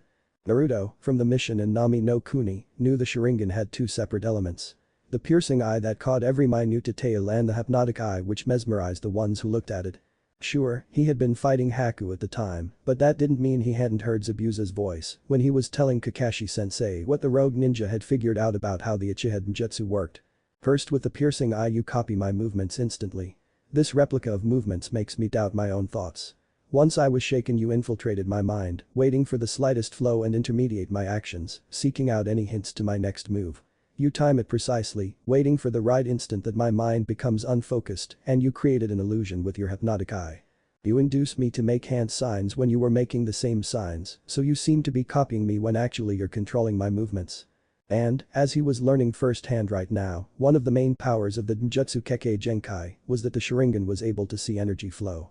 The Sharingan itself gave color to chakra, allowing the wielder to differentiate them and, while not on the level of the Byakugan, could even see chakra through solid surfaces. He really wished he could turn the ninjutsu off, but as he knew from Kakashi-sensei, the Sharingan in its active state couldn't be shut off if it was a transplant. Otherwise Kakashi would simply do that as opposed to constantly keeping his left eye closed and covered up with his hit eye 8. But as odd as it was, Naruto didn't feel any strain at all from these implanted eyes, as if his new body was overqualified to have the Sharingan. If anything, except for seeing energy, they felt like normal eyes to him with how he didn't feel there was any strain on his chakra at all. That freaked him out a bit. At the very least, he could figure out the normal Sharingan. While he had no idea how to get that Mangekyou level, Naruto knew one thing for sure. If you had to kill the ones who mattered to you to get it the way Sasuke kept alluding to during their fight, it was a power the blonde didn't want. But back to the matter at hand, how was he supposed to get out of here? This was going to drive him crazy. He wanted to escape. But what could he do? Swap himself with something outside of the… Ye gods, it's perfect. Slapping a hand to his forehead for not thinking of it before, he placed his hands into a familiar cross seal. Page Bunshin. No sooner had the shadow clone appeared than Naruto made another seal and was enveloped in a plume of smoke before he appeared outside the room he had been trapped in. After summoning a shadow clone outside the room, he had quickly performed a Kawarimi no Jutsu in order to instantly swap places with it in order to get out of his imprisonment. Sure, he could have used something else, but the room he'd just escaped was all he had seen of this place, hence, the clone. He looked around. Well, that worked. Okay. Get out of the room check. Now all he had to do was find his equipment, escape this devil-infested place, and find a way to return. The Konoha and hopefully Tsunade Bachan could find a way to remove those evil pieces from his body and restore his humanity to him. Sounded like a plan to Naruto. Now, where was There was the energy irradiating silhouette of Little Miss Wicked as good Rias who had made a devil out of him. Still he frowned at seeing how many others were in this place. Damn. Well, he'd evaded Anbu Black Ops. When running around in bright orange, how hard could it be to stealth his way through a mansion full of devils be? And good thing for his new eyes too, Naruto couldn't believe he just thought that, since he could keep track of everyone in here by seeing the energy coming off their bodies due to the Sharingan and avoid them using skills like the transformation jutsu or using chakra to stick to places like the ceiling to avoid being spotted by them. He had no weapons. He had to do this with his bare hands and his chakra. Which suited him just fine. Sweeping his eyes across the area to see where each of the ones in this place were and how many of them whose energy he could see and where they were, he nodded to himself. He had to do this quick and clean. Nobody knowing he was there, nobody knowing he was gone. Good thing he was a ninja. By definition, that was how he was supposed to work anyway. The blonde made his way to where he saw Ria's energy coming off her. As Naruto walked through the halls towards the femme fatale's room, he looked from one end of the hall to the other cautiously. He narrowed his transplanted Sharingan eyes and soon spotted the energy from Rias. Alright, just need to find her, he thought, as he slowly made his way forward. The hall was lined with windows.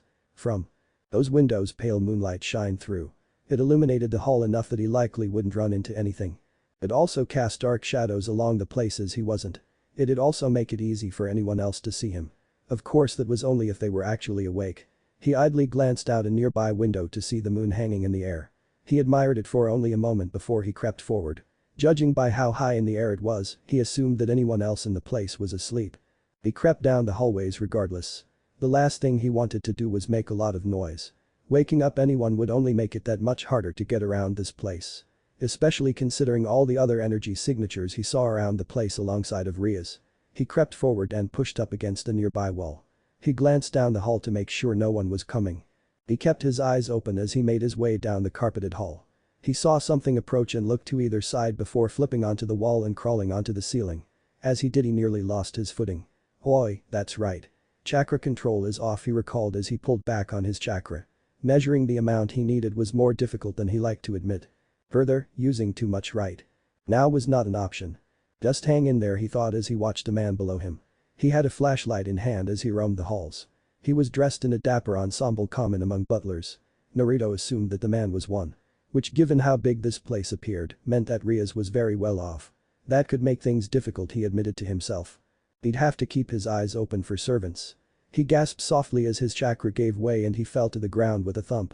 The butler paused and turned to investigate. Naruto quickly hid behind a nearby curtain. He breathed softly as the butler examined the area and then shrugged. He walked off a moment later and Naruto exhaled a relieved sigh. He really needed to be more careful. He slipped out from behind the curtain and continued down the hall. He crept into a large room with a door outside across from him and stairs going up. He noticed a pair of pillars was to either side of the stairway. He also turned towards where the doors were and saw there were windows about it. There were 2 rows, each row was comprised of 3 large windows. Judging by the design, he'd say they were decorative only. Damn, that could have been useful, he thought to himself. He then turned back to the pillars and rubbed at his chin thoughtfully. Those could be useful, he noted, only to halt as he remembered his chakra control was shot. Better not to risk it, he decided with a sigh. That meant he had to do it the hard way. But that in mind, he checked with his transplanted Sharingan once more and saw Ria's energy was above him. Okay, just need to find her now, he thought and took a deep breath. He made his way up the steps calmly and carefully. He didn't want to make any noise to draw someone's attention. Given the butler from before, he wouldn't be surprised to see other servants were out and about. His vigilance paid off as a maid turned the corner up the stairs. He quickly flipped off of the stairs to hang by the railings. He looked up and watched the maid walk down the stairs before he quietly and quickly climbed back up. He crouched down low and crept up the stairs. He glanced back every now and then to ensure the maid wasn't coming back. Soon he reached the next floor and looked from side to side. There was no sign of servants. However, there were no more stairs either. Probably more stairways elsewhere, he decided. Although he also had to wonder why anyone would need a 4-story tall mansion. It felt silly in his opinion. Regardless, this wasn't his home and he had more important things to do. He crept down the hall and continued towards Ria's location. He idly took note of the outside as he passed by a window. He could now see what appeared to be a large forested area past the mansion's grounds. That'll be the easiest way to get away from this place, he decided. He then continued his way forwards. Knowing where he was going was fine, but for now he still had to find Rias. Not to mention all his gear. That in mind, he continued down the hall at a sedate pace. Both eyes and ears kept open for anything odd. He halted a time or two when he could make out the sound of footsteps. Not trusting his chakra control, he slipped behind nearby curtains. A maid passed a few moments later. Dressed in an outfit he'd say actually appeared proper for what she was. Unlike those things Zero Senin liked, he thought with a frown. He continued on and came to another flight of stairs. Finally, he thought. However, he then halted and frowned deeply. Unlike the last, this one was enclosed. He wouldn't be able to hang off of the side if someone came down from above. Going to have to make this quick, he decided. He didn't run, but he was quick in his pace as he went up. He stopped and peered around the corner when he reached the next floor. Right side, he thought with a glance, clear, he noted. Left side, he mused as he turned, also clear, he noted. That done, he breathed a sigh of relief and walked out and continued towards Ria's energy signature. It was still above him, however, which irked him just a tiny bit. Just how big is this place? He mentally demanded. He shook that thought off and continued on his way. He stopped when he heard something approach. He saw the shape of a large dog and widened his eyes. Okay, not using the curtain trick here, he thought, and jumped up onto the ceiling. He then quickly made his way forward. He glanced down after a moment to see that the dog was actually a large wolf. Pinned to its collar was a flashlight it was using to look around. That seems odd, he decided. Who puts a flashlight on their dog? He mused to himself. He then thought of the Inuzuka and paused. Never mind, he thought with a sigh. He then gasped as his control gave out and he fell to the ground. The wolf turned and rushed towards him. Shit. He thought and bolted down the hall. He turned when he came to a flight of stairs and quickly made his way up. The stairs, like the last set, were also enclosed. He mentally groaned and palmed his face tiredly. Now I've really got to book it, he thought as he quickly made his way up. He heard the sound of barking and grimaced. Now the servants will be looking for someone, just great, he thought to himself. With that in mind, he quickened his pace towards where Ria's energy was coming from. He crouched low as he saw someone rushing towards him from ahead. Probably heard the dog, he rationalized. He slipped behind a curtain just as they passed him by. He then slipped out and continued on his way. Moving quickly, he came to an intersection and used his Sharingan to look for Rias. Left, he thought, and turned down the hall. He crept along until he found himself at her door. He looked to either side and then approached the door. He jiggled the handle for a moment and frowned. Locked, he noted to himself. He checked to see if he had anything on hand he could use to pick it. Kuzo, he mentally swore when he found nothing. It'd take me too long to go back and find something to pick the lock, he thought to himself. Furthermore, the servants, that wolf, and anything else in this place would be more precautious this time. So I need to break into her room. Wonderful, he thought sarcastically. He idly looked back down the hall and then to the door with a frown. The locks on these kinds of doors aren't as strong as others, he noted to himself. He then gripped door handle. Let's hope this works, he thought as he stood up. He pressed in and then twisted the door handle roughly a few times. He heard several grinding noises and grimaced. Please don't wake up, he thought as he twisted up and down and then pushed on the handle at an angle. A few more rough twists and he shoved on it and heard a snap as the handle broke. Well, no one ever said not to leave evidence, he mused to himself. He pulled the handle out and then pushed the inner piece and twisted until he snapped the spring of the lock. But that done, he pushed the door open and slipped inside the room silently. Once inside, he reached out and placed the handle back onto the doorframe to make it appear as if nothing was amiss. Won't hold up if they actively check, but hopefully I'll be long gone by then, he thought to himself as he turned to look at the room. Sheesh. Looking at the decor of her room, Naruto could almost swear he was somewhere back home. There were certainly a huge enough collection of objects and artifacts that a room would have fit in back there. All scrolls, samurai armor, figures of Shinto deities. Naruto had to wonder how that worked. A devil with statues of gods in her bedroom, Kakeshi dolls folding tatami mats, all along the floor, shoji and bamboo blinds, and tons of other things that reminded him of being home. She was even sleeping in a zen platform bed with a shiki futon that had a kakefuton comforter. Along with buckwheat hull pillows. Place looked like a feudal lord's room. Okay, maybe finding his ninja tools in this girl's room wouldn't be as easy as he thought. Naruto couldn't help but gulp as the thought of that. If Rias had this much of a major flair on the cultural style, it made it easy to imagine her trying to take over the elemental nations. The idea seriously freaked him out. He made his way to Rias. Maybe she had them with her rather than hidden somewhere among all this stuff. Would certainly be easier. And turning this needle in a haystack, the girl called a room upside down, looking for ninja gear. As he got near her, she turned over, pushing the futon cover away, and Naruto had to stifle another Rias-associated nosebleed. Rias slept completely naked. Damn you, Iro-senin. This is all your fault. I just know it. Naruto mentally raged. What drove him crazy was that a certain part of him between his waist and knees was suddenly as erect and hard as a steel rod at the sight. He backed away, horror-struck over this devil body's reaction, this utter betrayal. Yet the part of him that had to deal with exposure to Jiraiya's nature noted that Ria's body measurements were B32W22H32 Ga. He shook his head. Bad thoughts. Bad thoughts. He backed away from the 13-year-old devil girl as if he was terrified of being infected by some plague. He had to get his equipment and get out of here sooner the better. Looking around furiously, he sighed as he saw his supply pouch and his kunai shuriken holster on a shelf. He could see his own chakra all over them like fingerprints. Creeping over to avoid waking the female in the room so he didn't get an unholy beating if she found out he was in her room while she was asleep and have her jump to conclusions, something her state of dress or lack of therein wouldn't help much in detouring. He picked up the fanny pack style pouch and opened it, giving a brief inventory inspection. The Kuramino no Jutsu cloth check, Makibishi spikes check, flash bombs check, smoke bombs check, kunai knives check, shuriken check, explosive tags check, military ration pills check, first aid kit, fully stocked check, suppression seals check. Signal flares check, sleep gas bombs check, poison gas bombs check. Collapsible demon wine shuriken check. Diamond-edged steels Ankusen wires check. He looked over the rest of his equipment after that. All accounted for. He sighed and looked at the ceiling. Seems that for once, God, if he even existed, threw him some slack. Maybe the big guy upstairs knew that he wanted to shed his unwanted devilhood and had finally decided to give the young shinobi some help. Then he fought down a snort at the idea. Yeah, right. If it took being unwillingly turned into a devil to have God give a damn about him, how much of a supreme benevolence could the mook be? Strapping the pouch back to his waist, then the holster back to his right thigh, he then made his way over to Rias silently, took out a kunai and raised it over his head. He looked down at the grimoire. That had changed him, part of him wanting to actually kill her for what had happened to him. His whole life, he's been treated like he was some unholy monster, then because he wanted to do what was right, he literally woke up and she told he was a devil now. How else was he supposed to act in that situation except with anger? Still the fact was Rias was under no obligation to, but still saved him and only did what she had due to there not being any other option available in time to keep him alive. As much as she had done to him, as much as he despised her. No, he said. There had to be another way, a better way than this. He put the kunai knife away before kneeling beside the sleeping devil girl. I owe you, I'll admit that. You saved my life, I'll just walk away and let you keep yours. He whispered in her ear, then stood and turned to walk away before a hand grabbed his wrist.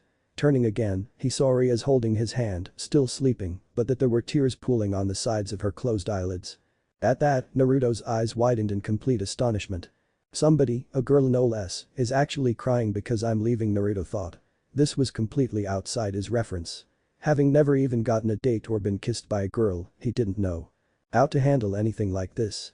He slowly and carefully reached for her wrist and delicately removed her fingers one at a time, treating this like she was a scary device, one that might explode if handled incorrectly. And knowing how short-fused human women were as far as their tempers, he was willing to bet that wasn't far from the literal truth with female devils. As he walked away from her before she could make another attempt to latch onto him, Naruto shook his head.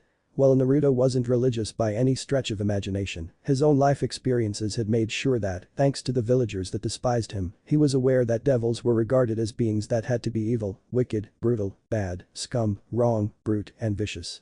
Beings that were considered evil and bad existences because they existed at all in the first place. Letting someone, especially someone he had a reason to hate, live didn't seem very devil-like to him. He smirked at that. Well, he never had been one to follow the norm before. He saw no reason to start now. As long as he had a say in the matter, he would choose to be different. I'll find my own way. He decided, feeling pleased with the rightness of the action. Looking around, he spied a window and grinned. Then he remembered when Rias and her group had shown him their bat wings, and he wondered if he could do the same thing when they sprouted from his back and flourished a bit in response to his surprise. So the wings show up at will, huh? Gotta admit that's kinda cool, Naruto had to mentally admit. After all, who wouldn't like being able to fly whenever they wanted? Making his way to the window, Naruto tested the unfamiliar muscles in his back and the wings flapped a tiny bit. He hoped he had this right. As much as he was, admittedly, looking forward to flying, he didn't know the first thing about it. Still, he was a kinesthetic learner, the kind that needed to learn through trial and error and through hands-on training. Besides, if birds did it with this literal flight or fall bit, why couldn't he? As he kept trying to get his wings to flap as much as he could, he opened the window and took a deep breath and jumped from it. Yet his attempts to try to force himself to learn how to fly weren't met with success as he tried to figure out which part of this body controls the movement of the wings, and he spun and tumbled through the air and crashed face down into the law outside of the grimoire household. Thankfully Naruto didn't break any bones. It seems this new devil body he was stuck with was built to take a beating. Okay, need to learn to fly, he grunted, then pushed his face out of the grass and shook his head to clear it of the stars and colored spots dancing before his vision before cracking his neck to rid it of the kinks caused by the crash and then stood and stretched. When all his joints had produced a satisfying pop, he looked behind him and sneered up at the house of grimoire. Well, I'm out of that place, at least. He muttered, then glared at his wings and they shrank back into his back until they vanished as if they had never been there, not even his clothes were damaged at all by it. Naruto grunted, he would have been more impressed with that if his wings had done that after they had worked when he had needed them to. Ah well, he smirked and walked off, he had no idea where he was actually going, but he felt it had to be better than what he was leaving behind. As she awoke, stretching before she took a shower and freshened up, Rias kept replaying the fight between her new servant and her brother over and over in her head as she dressed, then went over to her desk and picked up an old tome on space-time transportation techniques, looking for clues on how to pinpoint different realities as she looked through it. As a devil that was a veteran from the Great War between heaven and hell, someone that was considered as a genetic anomaly 10 times more powerful than the original Lucifer, one of the 3 known super devils, and the leader of the 4 great Satans, and how he had an overwhelming mastery of his power of destruction, was a master hand-to-hand combatant, as well as a master of magic. It wasn't surprising that even with as much as he'd held back in their fight that her brother had outclassed Naruto so much that he'd even let the blonde hit him for hours with those overhead hammer blows. Not that Naruto wasn't a good fighter in his own right, Rias had to confess that he had done pretty well against Surzuch, especially seeing as how he was a fledgling devil, freshly reincarnated and unused to his new level in physical ability, and that level of control over his demonic aura, which Rias guessed he had gotten due to the evil pieces changing him. After all, from the way he had freaked out upon learning he was turned into a devil, it was obvious that he wasn't a hybrid, and what kind of purebred human had access to demonic powers like that without being changed into a devil first. Still, the gap in experience between the two was too big. It made Rias wonder what her newest family member would be like once he got used to his beyond human body and got some more experience fighting. Maybe he could even free her from the ball and chain that was that arrogant furnace, Riser. Rias vehemently halted that thought, shaking her head. She couldn't be that selfish. To get her mind off that, she turned to the task she'd taken up yesterday since her meeting with the blonde, and she'd tried learning where he was from. Well, nearly all devils with the exception of young ones, namely newly reincarnated ones that used to be humans, already could use transportation for summon request contracts with those willing to do business with them. She was looking for a way to trace energy signatures so that she could find out where Naruto was from. Get him home and hopefully learn more about him and, if everything went well, get him not to be so angry. With her and her peerage.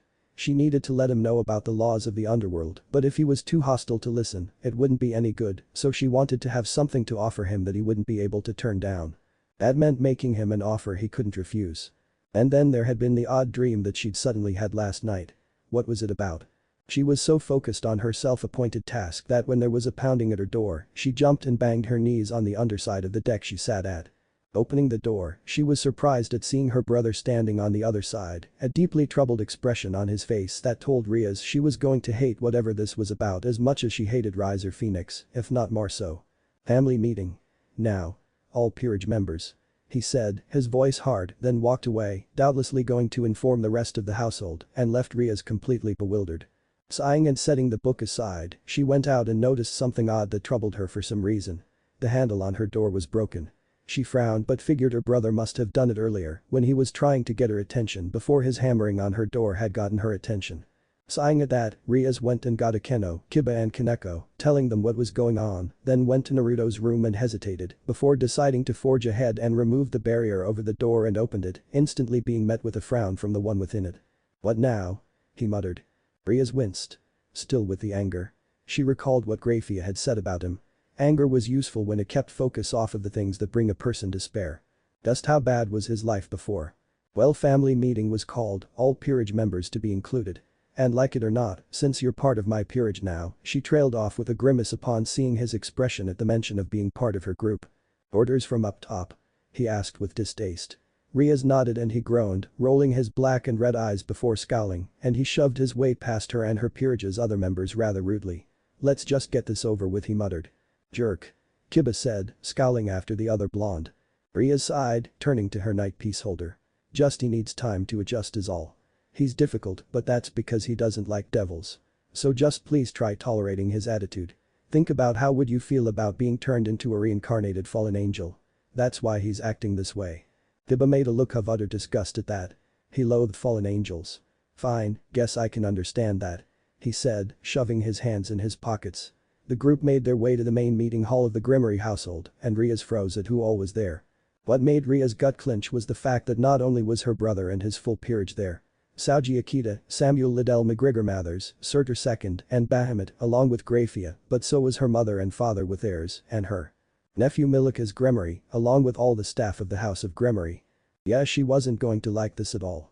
The Keno, Kiba, and Kaneko must have all felt the same because they shuffled forwards, looking as though they were at a funeral, as they made their way to join everyone else. "You're all here, good," Surzuch said, then he looked at Naruto in shock and confusion, making Naruto sweat a bit. "You're here. How's that possible?" Grace winced, she didn't like the sound of that, her brother wasn't expecting Naruto to be here. The feeling of dread increased as she sat down in one of the chairs, her group taking places behind her. "So what's this about?" she asked, seeing her newest peerage member suddenly look much more nervous, his feet started tapping on the floor, obviously anxious to run. Rias turned to him and tried for a reassuring smile. From how much he was sweating, it didn't help. Surzuch nodded at his sister's question, knowing this wasn't the time to stand on formalities. He snapped his fingers, and a movie theater-sized screen appeared at the end of the room where everyone could see them, further confusing everyone, before Surzuch pulled out a remote and turned the screens on. What happened next was that the member of the Gremory house were treated to an image of what looked like the inside of a feudal Japanese room, but after a few seconds, a figure in a headed jacket broke into the room, made their way over to the clearly sleeping figure in the bed, who shifted and the intruder stumbled backwards, hands clamped to their face.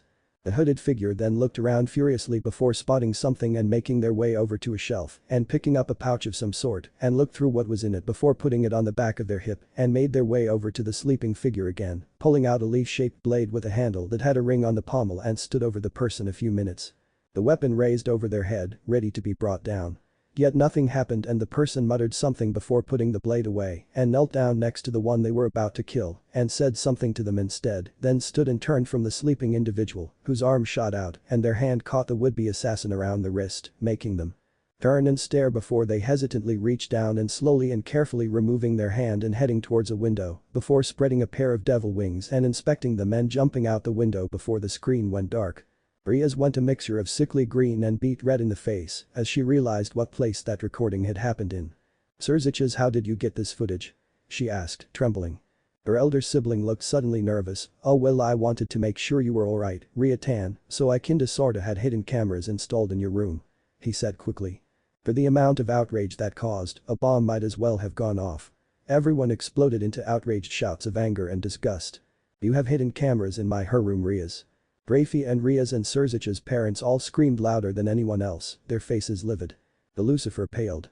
Shit. He had a feeling in his gut that going that to keep an eye on his little sister as a way to make sure she was safe was a bad idea. Wait. That's not the issue here. For the first time ever in the history of the underworld, the Gremory have produced a stray devil. That caused the ones in the room to freeze, their wrath unforgotten, but not as great as a priority for the moment. The law of how to deal with stray devils was ironclad. All stray devils were to be killed off or put in prison immediately. It was voted by all the clans including the Gremory clan that it was mandatory that it become a law. Once you were reincarnated into a devil, you belonged to the one who had done so to you in both body and soul. The system couldn't afford to be changed, they recruit you. Then you belonged to them and there was no way out. The reason for the law of stray devils was that they were a danger to themselves and towards everyone and everything around them, because when a devil reincarnates, they had to be near his or her master, so their power was in control, or have their powers go berserk after they're reincarnated. The master had to put seals on the servant for them to control their power, because when someone reincarnated into a devil, all aspects of their power increased dramatically with what they were before, and the power of the master kept the servant's power under control because of the surge that accompanied the alteration in physiology, making control of that unrestrained power impossible. What? Well, who other than a member of the Gremory family would already be in here? What kind of devil isn't used to their wings showing up at will like that, but the formerly human ones that have been freshly reincarnated by the evil P system, and then there's what they took from my sister's room. Rias, what were those things that were on that shelf? Rias bit her lip. She wanted to lie right now so badly it hurt the weaponry Naruto had with him. She said, feeling hollow from betrayal. She didn't want her peerage's newest member in trouble. Everyone in the room looked at Naruto, and he gulped. "Hey whoa, like he said, how could I be here if that were me in the video?" he said quickly. "True, but then again you're not what one would call normal, as far as the human world would go," the Crimson Satan said, somewhat coolly. "What?" Naruto demanded, outraged. Rias paled, recalling the fight the two had the day before. Last thing she wanted was a repeat of that with all the House of Gremory in the crossfire. "Seeing as we're devils, we can sense demonic power as easily as feeling the breeze on our face, and the level of control you had over that energy cloak when we fought before made it pretty obvious that you had done it before. What are you, a Harem?" Naruto lunged at Serziches, but Kiba, who had obviously been thinking on what Rias had told him before about why the whisker-marked blonde was so difficult and the comparison if he had been reincarnated as a fallen angel, grabbed him from behind. "Don't let him bait you," the young swordsman said, slamming the other male to the ground, but as he did so, Naruto muttered an aw crap before he vanished in a plume of pea soup thick, white smoke. Everyone stopped and stared at that as Kiba got off the floor, looking stunned. "Thought so," Serziches said grimly, "he had only half the energy I felt from him when we fought before." "The fake, so then he really?" Akeno said, staring at where the counterfeit had been. Rias, shaking all over, bolted to her feet with her eyes wide and having trouble breathing, and locked eyes on Serziches. "Ani-sama, you're not serious. You can't," Rias said, the idea of losing one of her peerage nearly putting her into shock. "He doesn't know the law." "Ignorance of the law is no excuse for breaking it," her brother said, shaking his head sadly, hating having to tell his sister this. "I can try keeping the other clans ignorant of him for a little while, a month or two at best, but that's all I can do. If you can't convince him to go back to your peerage. He didn't need to finish. Rias felt her blood freeze. No. She couldn't have that happen to him. She rushed out of the room, feeling numb. Unable to come to grips with the fact that Naruto had gone stray. Sure, he hated her, but if he was serious about going stray, why was she alive? Stray devils killed their masters. She had to find Naruto and convince him to come back to her immediately or he was going to die. Chapter 4. Naruto panted as he moved through the woods surrounding the Grimmery family's stupidly huge mansion, leaping through the tree branches. While he knew he was distancing himself from the main compound, Naruto couldn't relax. He knew from clans back in Konoha that people as Rias appeared to be usually had more than just one building in their name. Heck, the Uchiha clan, prior to the massacre, had an entire seemingly miniature village of their own in a corner of Konoha. So he was willing to bet he was still in the lands and territory that belonged to the Grimmery family, which pretty much sucked, especially seeing as he had no idea just how big it was. So he decided to just keep moving forward literally. He'd been going straight for hours now. Looking up as he moved, he noted that the sky outside was changing rapidly from deep velvety blue to cold steely gray and then, slowly, to pink shot with gold. Sheesh, been moving for most of the night and he didn't even feel the slightest bit short on breath. Ninja training and a devil's level of physical ability, he loathed the mixture. No matter how beneficial it was at the moment. As he moved, Naruto kept trying to remember what had happened at the Valley of the End, the details just stopped before his decision to draw on more of the fox's power. Like his mind had hit a brick wall all of a sudden. Everything was blank. Damn it, what happened?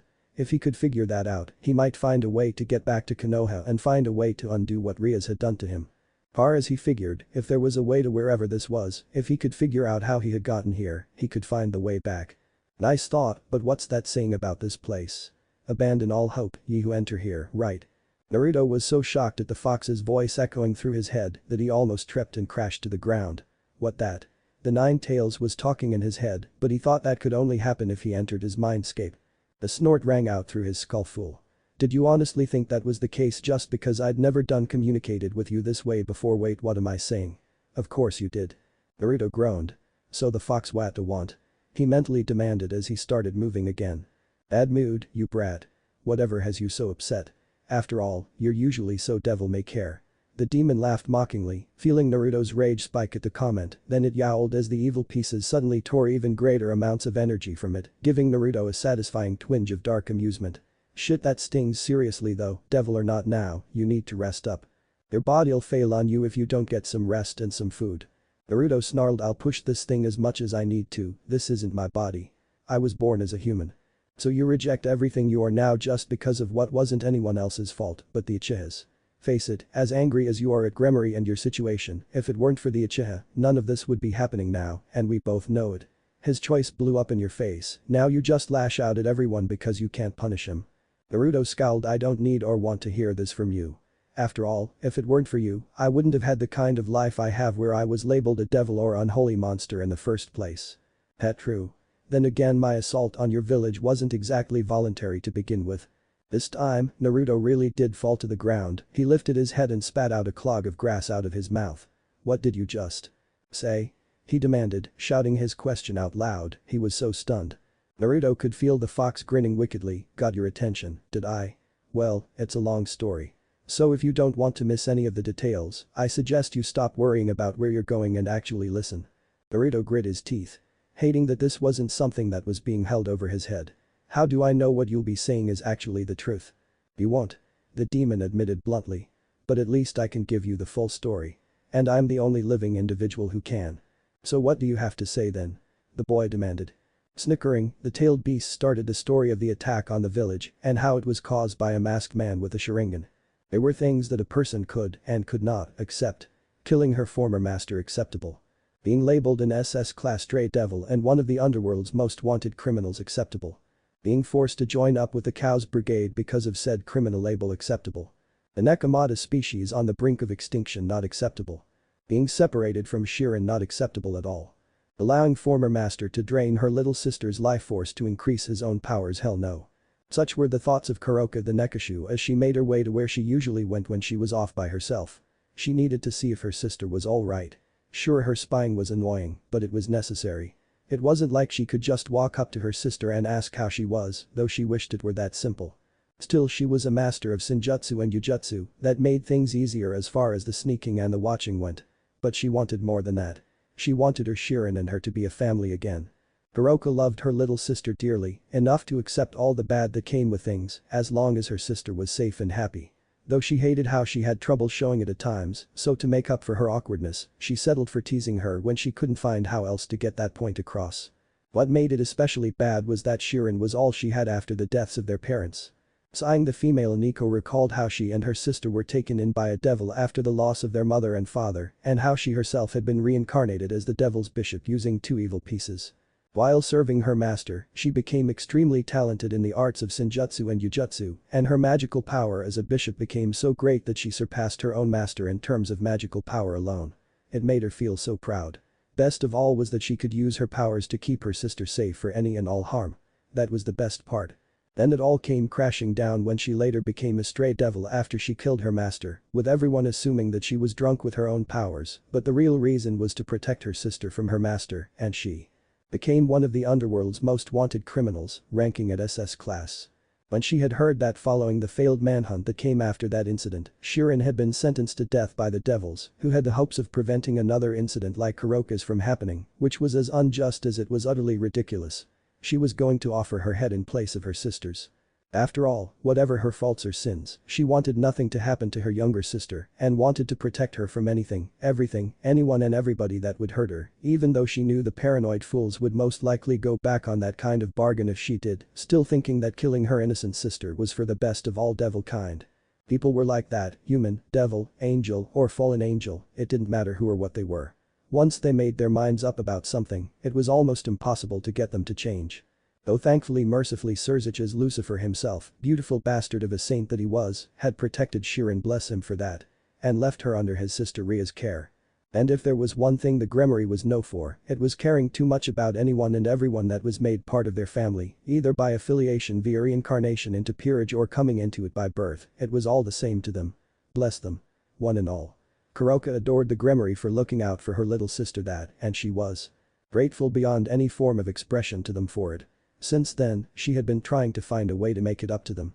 Maybe serving as a spy and discreetly passing on information about the Chaos Brigade, the group created by Office, the dragon god of infinity, with the sole purpose of removing the Great Red, the most powerful dragon in existence known as the True Dragon. Out of the dimensional gap and consisted of multiple races. Devils, fallen angels, humans who were descendants of legendary mythological heroes, and even few unfallen angels, without either side knowing. The idea had merit, especially seeing as the old Satan faction was the largest faction of the Chaos Brigade. But it didn't seem like nearly enough to say just how much Kuroka felt she owed Surzich's and his family for being there for her sister when she couldn't. She wanted there to be more. But what in the heck could she do to fully express how much she felt indebted toward them? This bothered her immensely, she wanted to pay them back, but what seemed to be a big enough way of doing so? Suddenly, she froze, damn it. She hissed, then transformed into a black house cat and quickly climbed up a tree. Sure enough, two of her sister's fellow peerage members, the Hunter of Heaven's Castouts, Yudo Kiba, and the Priestess of Thunder, Akeno Himejima, appeared under the tree she was in. "Find that vagabond," Akeno said, to which their unbeknownst observer paled under her fur, thinking she was in trouble. "Damn kid witty ditch," Rias Kiba spat, looking furious. Huh. Well, now looked like the unthinkable had happened. Gremory had a stray, how interesting. What was that saying? Ask and ye shall receive. Kuroka leaned forward in the tree branch, hungry for information. Damn that whisker-faced red and black-eyed, blonde little Yutz. I get that he hated being reincarnated into a devil, but going stray, Kiba snapped, twisting his hands in a violent jerk, obviously envisioning the runaway's head between them. At least Rias is still alive, though why he didn't kill her, I don't know. Not that I'm ever going to complain he didn't, Akeno said, then the two made their way off somewhere else, leaving their unknown observer to ponder what she had hard. So a reluctant peerage member, huh? One that Rias wanted protected. Kuroka grinned as she turned into her humanoid form again. Oh, this was perfect.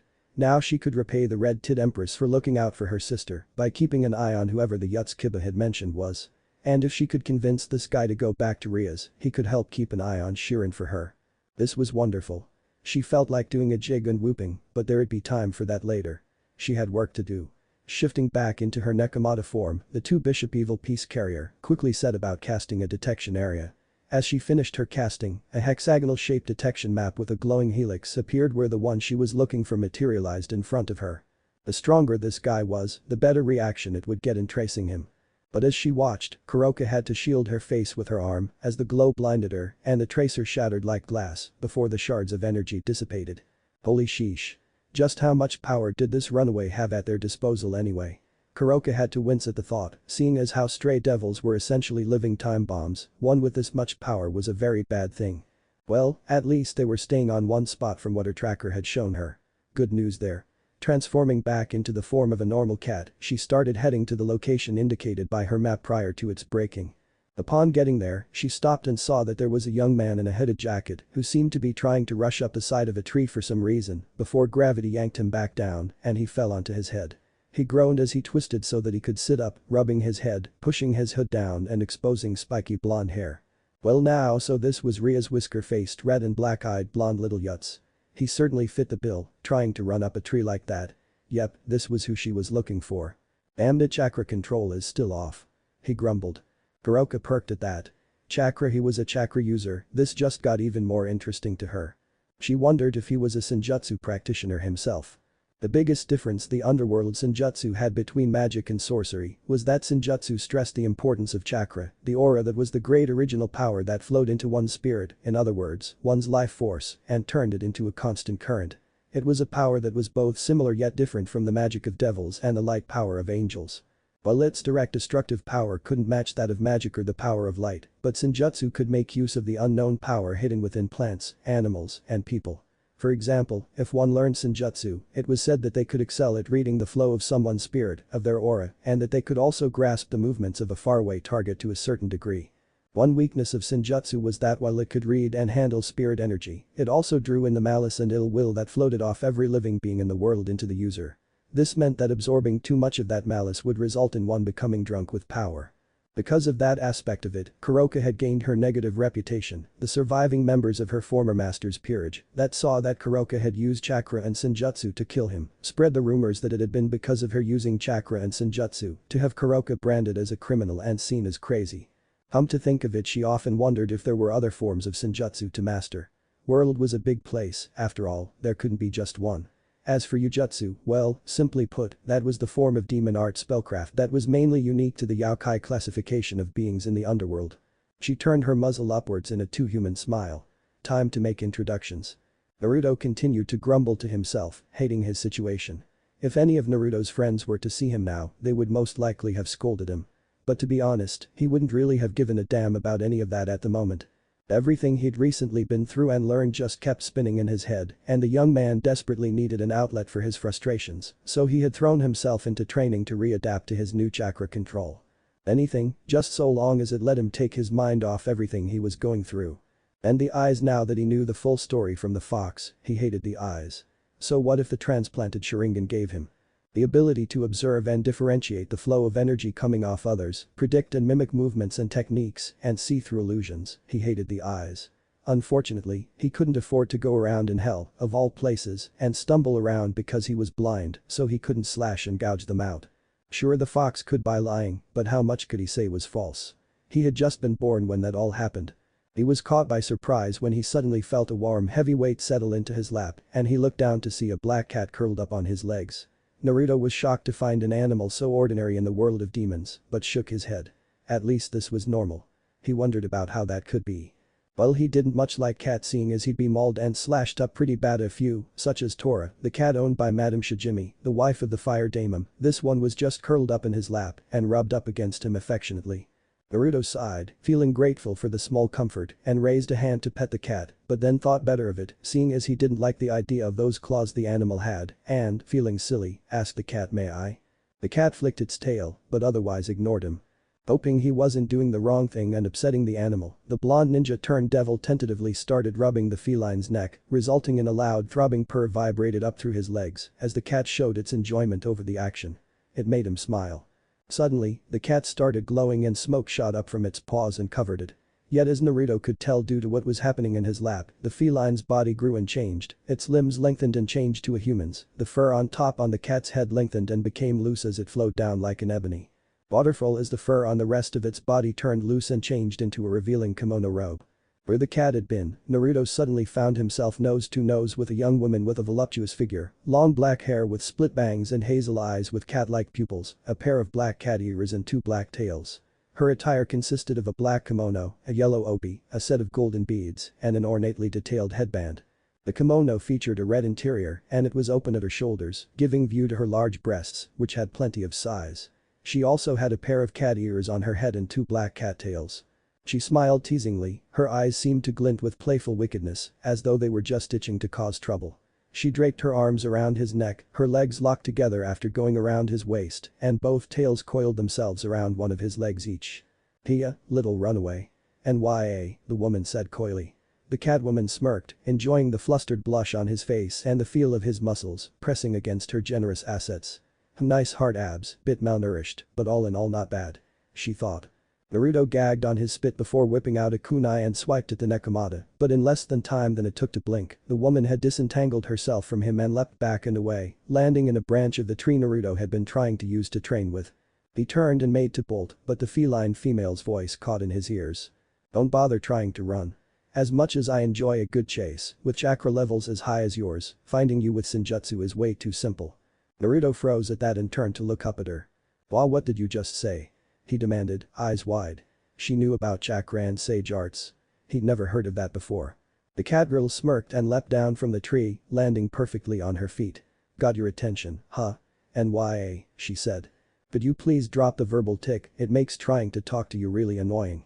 Naruto said, getting that he had a verbal tick himself so that he had no real room to talk but resolved to learning to drop it after this. "Well, if you're gonna be that way, I just guess I'll have to reconsider my offer to teach you Senjutsu and Jujutsu then," she said as she turned and started to walk away. Wait. Kuroka stopped and opened an eye, not bothering to turn around or even look over her shoulder. A smile danced on her lips. How typical, a devil who was suddenly interested as soon as they learned there was something in it for them. Boring. "This Senjutsu stuff, can you travail dimensions with it?" the blonde asked. Odd question, but she decided to answer him. "Why yes, I'm capable of performing space-time manipulation with my arts," she said, a slight fib, seeing as she was only manipulate space at this point. Still, if he was asking about going to different realities, she knew that was all he cared about, space manipulation. Naruto's breath picked up and his heartbeat pounded in his throat like a jackhammer. Jutsu that could allow him to get back to Konoha. Was she serious? "This sage art stuff, you can use it to sense chakra users?" he asked, hunger in his tone. "Duh. How do you think I found you? Naya. But I'm curious, how much do you know about chakra?" In response, Naruto clapped his hands together in the ram hand sign and flared his chakra for all he was worth, getting the Nekashu. Turned devil to whip around and stare at him in shock. The blonde shrugged, seeing he had her attention. "Would show you a few chakra techniques I know, but my problem is that I have so much chakra I keep overloading the small-scale jutsu I try using. No matter how hard I work on chakra control, I can never work a small enough flow. It's sort of like trying to fill a shot glass using a fire hose. Since I became he stopped and made a face, and you know what, this body can handle it better. Threw my control off." Kuroka nodded, highly overdeveloped chakra system, and your energy was denser. After you were changed, your mental and physical energies were properly proportioned evenly. Unusual problem. Canceling the flare of his energy, Naruto scowled. "Can you help me or not?" he demanded. "Impertinent one, aren't you? Maybe I'll reconsider choosing to become your sensei in Senjutsu and Jujutsu if you're gonna be like that, Nya." Naruto choked at that. His attitude could end up costing him his way home. "No. Wait, please. I'm sorry. It's just I've been through a lot recently, way too fast," he pleaded. How so?" the black cat asked. Naruto sighed at being allowed to at least explain himself, and so he told her all about his past growing up a pariah, learning the truth about why that was during the incident with Iruka, Mizuki, and the Forbidden Scroll, being assigned to Team 7 and their missions together, the Sana Odo invasion, and his battle with Gaara and Shukaku, the funeral of Hiruzen Sarutobi, the search for Tsunade. And Sasuke's bitterness and attempt to defect and the resulting mission to get him back as well as its consequences. So after I end up fighting for my life, I literally wake up to being told I'm a devil now, all because of someone else's bad choices. Managed to get out of that grimoire place, but now I have no idea where to go to get back home, and I learned that the team's family are the ones who ruined my life." Sheesh, Kuroka had to admit if that were this guy's life story, no wonder he was ticked off about being made a devil, it was practically a slap in the face. Having things blow up in your face because you wanted to look out for the people you cared about, she knew that feeling all too well. An image of Hiramoto, little Shirin-chan, and the way someone with this much power could easily keep her safe. That decided it.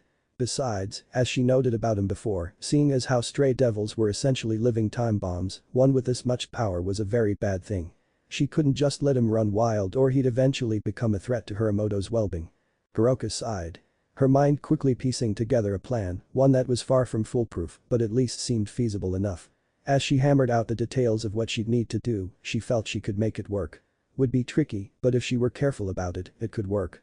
She turned around, looking at him for a second before she smirked. Name's Kuroka. Better attach a sensei honorific to that name. Kiddo. Naruto froze, then got down on all fours, bowing deeply, his head pressing to the ground. Yes, Kuroka sensei. Name's Naruto. Kuroka blinked, dumbfounded, then broke out cackling. His name was Fishcake, that was rich. Hilarious. Not to mention it made her hungry. The Nekashu shook her head, amused. Alrighty then, Fishcake-chan. Let's get to work on your instruction. Naya. Kuroka told him, beaming. What did you call me? Naruto shouted, bolting to his feet, all reverence and respect. Don na have to gradu8 if you wan na have me use your na aim. Nya Kuroka sang annoyingly. Call it incentive, kiddo. Naruto groaned, he could tell from his newest sensei's expression that in his eagerness for a way back to Konoha, he had just damned himself to enduring more than he might be able to chew. Rias paced her room, having had to spend the day hunting and removing those damned cameras his brother had placed in her room, both to give her peace of mind as well as keep herself too busy to think about recent events, worried out of her mind. None of her peerage members had found a trail leading to the wayward blonde. They'd been searching all day and it was dusk now. Konnichiwa, Swai-chan. A voice suddenly said, breaking her from her thoughts, and Rias whipped around and her eyes widened at who was suddenly in her room with her. You. The redeed said, blave energy with a red outline enveloping her hands. Naya, cool it, Woldya. This is just a projection. I'm not really here. Kuroka complained. Rias narrowed her blue-green eyes as they started glowing red, even as she dissipated the power of destruction she was about hurl at the double S-class criminal. What do you want? The image shrugged and stretched as if getting out of bed, not at all concerned with the Grimory's rising anger. Well, I was thinking we could cut a deal. Absolutely not. Rias spat, glaring. Oh? Seems rather hasty to refuse out of hand like that. Kuroka's projected self said. Considering what you did, is that really a surprise? Besides, we're devils. We know all the risks that come with making a deal. Rias said. At that, Kuroka outright scowled. That's so, you bitch. She spat. Tell me this then, Grimory. If the ones you care about and mean everything to you are at risk and the only way to protect them is to do something unforgivable and horrible, would you, or is the Grimory family's reputation of being so caring just a bunch of utter bullshit? Rias tensed, losing her glare as her eyes widened with sheer shock as they faded back to their normal color. What? Then she seemed to piece it together. Kaneko you. Kuroka nodded, dropping her scowl as well, renamed her after all, eh? And quick on the uptake, I see. Yes, I did it for her. She said wistfully. Wah, how could? I mean, what? Then why didn't? Rias sputtered. The two-tailed catwoman shrugged. Who would have believed me? But that's not the issue here. But if there's a way to clear your name. Kuroka laughed, but she blinked as her eyes started to moisten. I could be free to join the House of Grimory and be with my sister again. I won't lie, I love that idea. But now's not the time. You see, I've got a proposition for you. Rias frowned, still shocked. She turned away from the hologram and punched the nearest wall. Her mind buzzing with thoughts on what she had just learned. So what do you want? She asked, distracted. Naruto Uzumaki. At the name, she spun around, wide-eyed and even more shocked than she was before. Okay, now Rias was listening. What? You know him, what did you? Kaneko's sister shrugged, suddenly all business, took him on as my pupil in Senjutsu and Jujutsu. Don't worry, won't tell anybody. Look, Grimory, kid's got issues with reincarnation as a devil. That's obvious. And with how much power in him he hasn't tapped into that he has already, it'll be bad if his power grows too strong for him to control. He needs your help with that. What I'm willing to offer is that I'll work him to exhaustion with Senjutsu and Jujutsu lessons, then when he's out like a light, I teleport you to where he is and you drain the excess power from him. On top of keeping an eye on him and helping train him, I'll make sure he learns the underworld's laws. And when you show up, even provide you with information on the Cows Brigade. Members, goals, locations, whatever I can get, so you can give it all to your brother and the rest of the 4 great Satans, and I'll even try finding out about where your newest member is from you. You can head there and find out about him that way, shed some light on why he's the way he is towards you, and maybe find a way to convince him to go back to your group. All I ask in return is that you Continue to do what you have been doing and keep Miyamoto Shirin-chan, Kaneko-chan whatever she wants to be called safe and happy. Do we have a deal? Ria's mind whirled. Someone that was labeled a SS class stray for protecting her family was willing to make a deal like this. How do I know I can trust a member of the Cows Brigade? She asked. Kuroka smirked, so it's not my actions, but my affiliation that you can't stand now, eh? Naya. Well, to put it bluntly, I'll be acting independently from them. I owe your family for rescuing Miyamoto anyways, so what do you have to lose? Rias gulped. This all seemed too good to be true, yet if she could convince her brother that Naruto was the one providing the information, she could keep him safe for a while, at least. If he was doing something so beneficial to the four Satans, who could label him an official kill-on-sight stray? Alright. You've got a deal. Rias said with a sense of resignation. Chapter 5. AU. I've noticed that in general the people that review in the Naruto HSDXD section are quite fanatic and not at all polite. I mean, any story that is Naruto paired with Rias is automatically flamed, any story Thatha's Naruto being part of a peerage is flamed as well.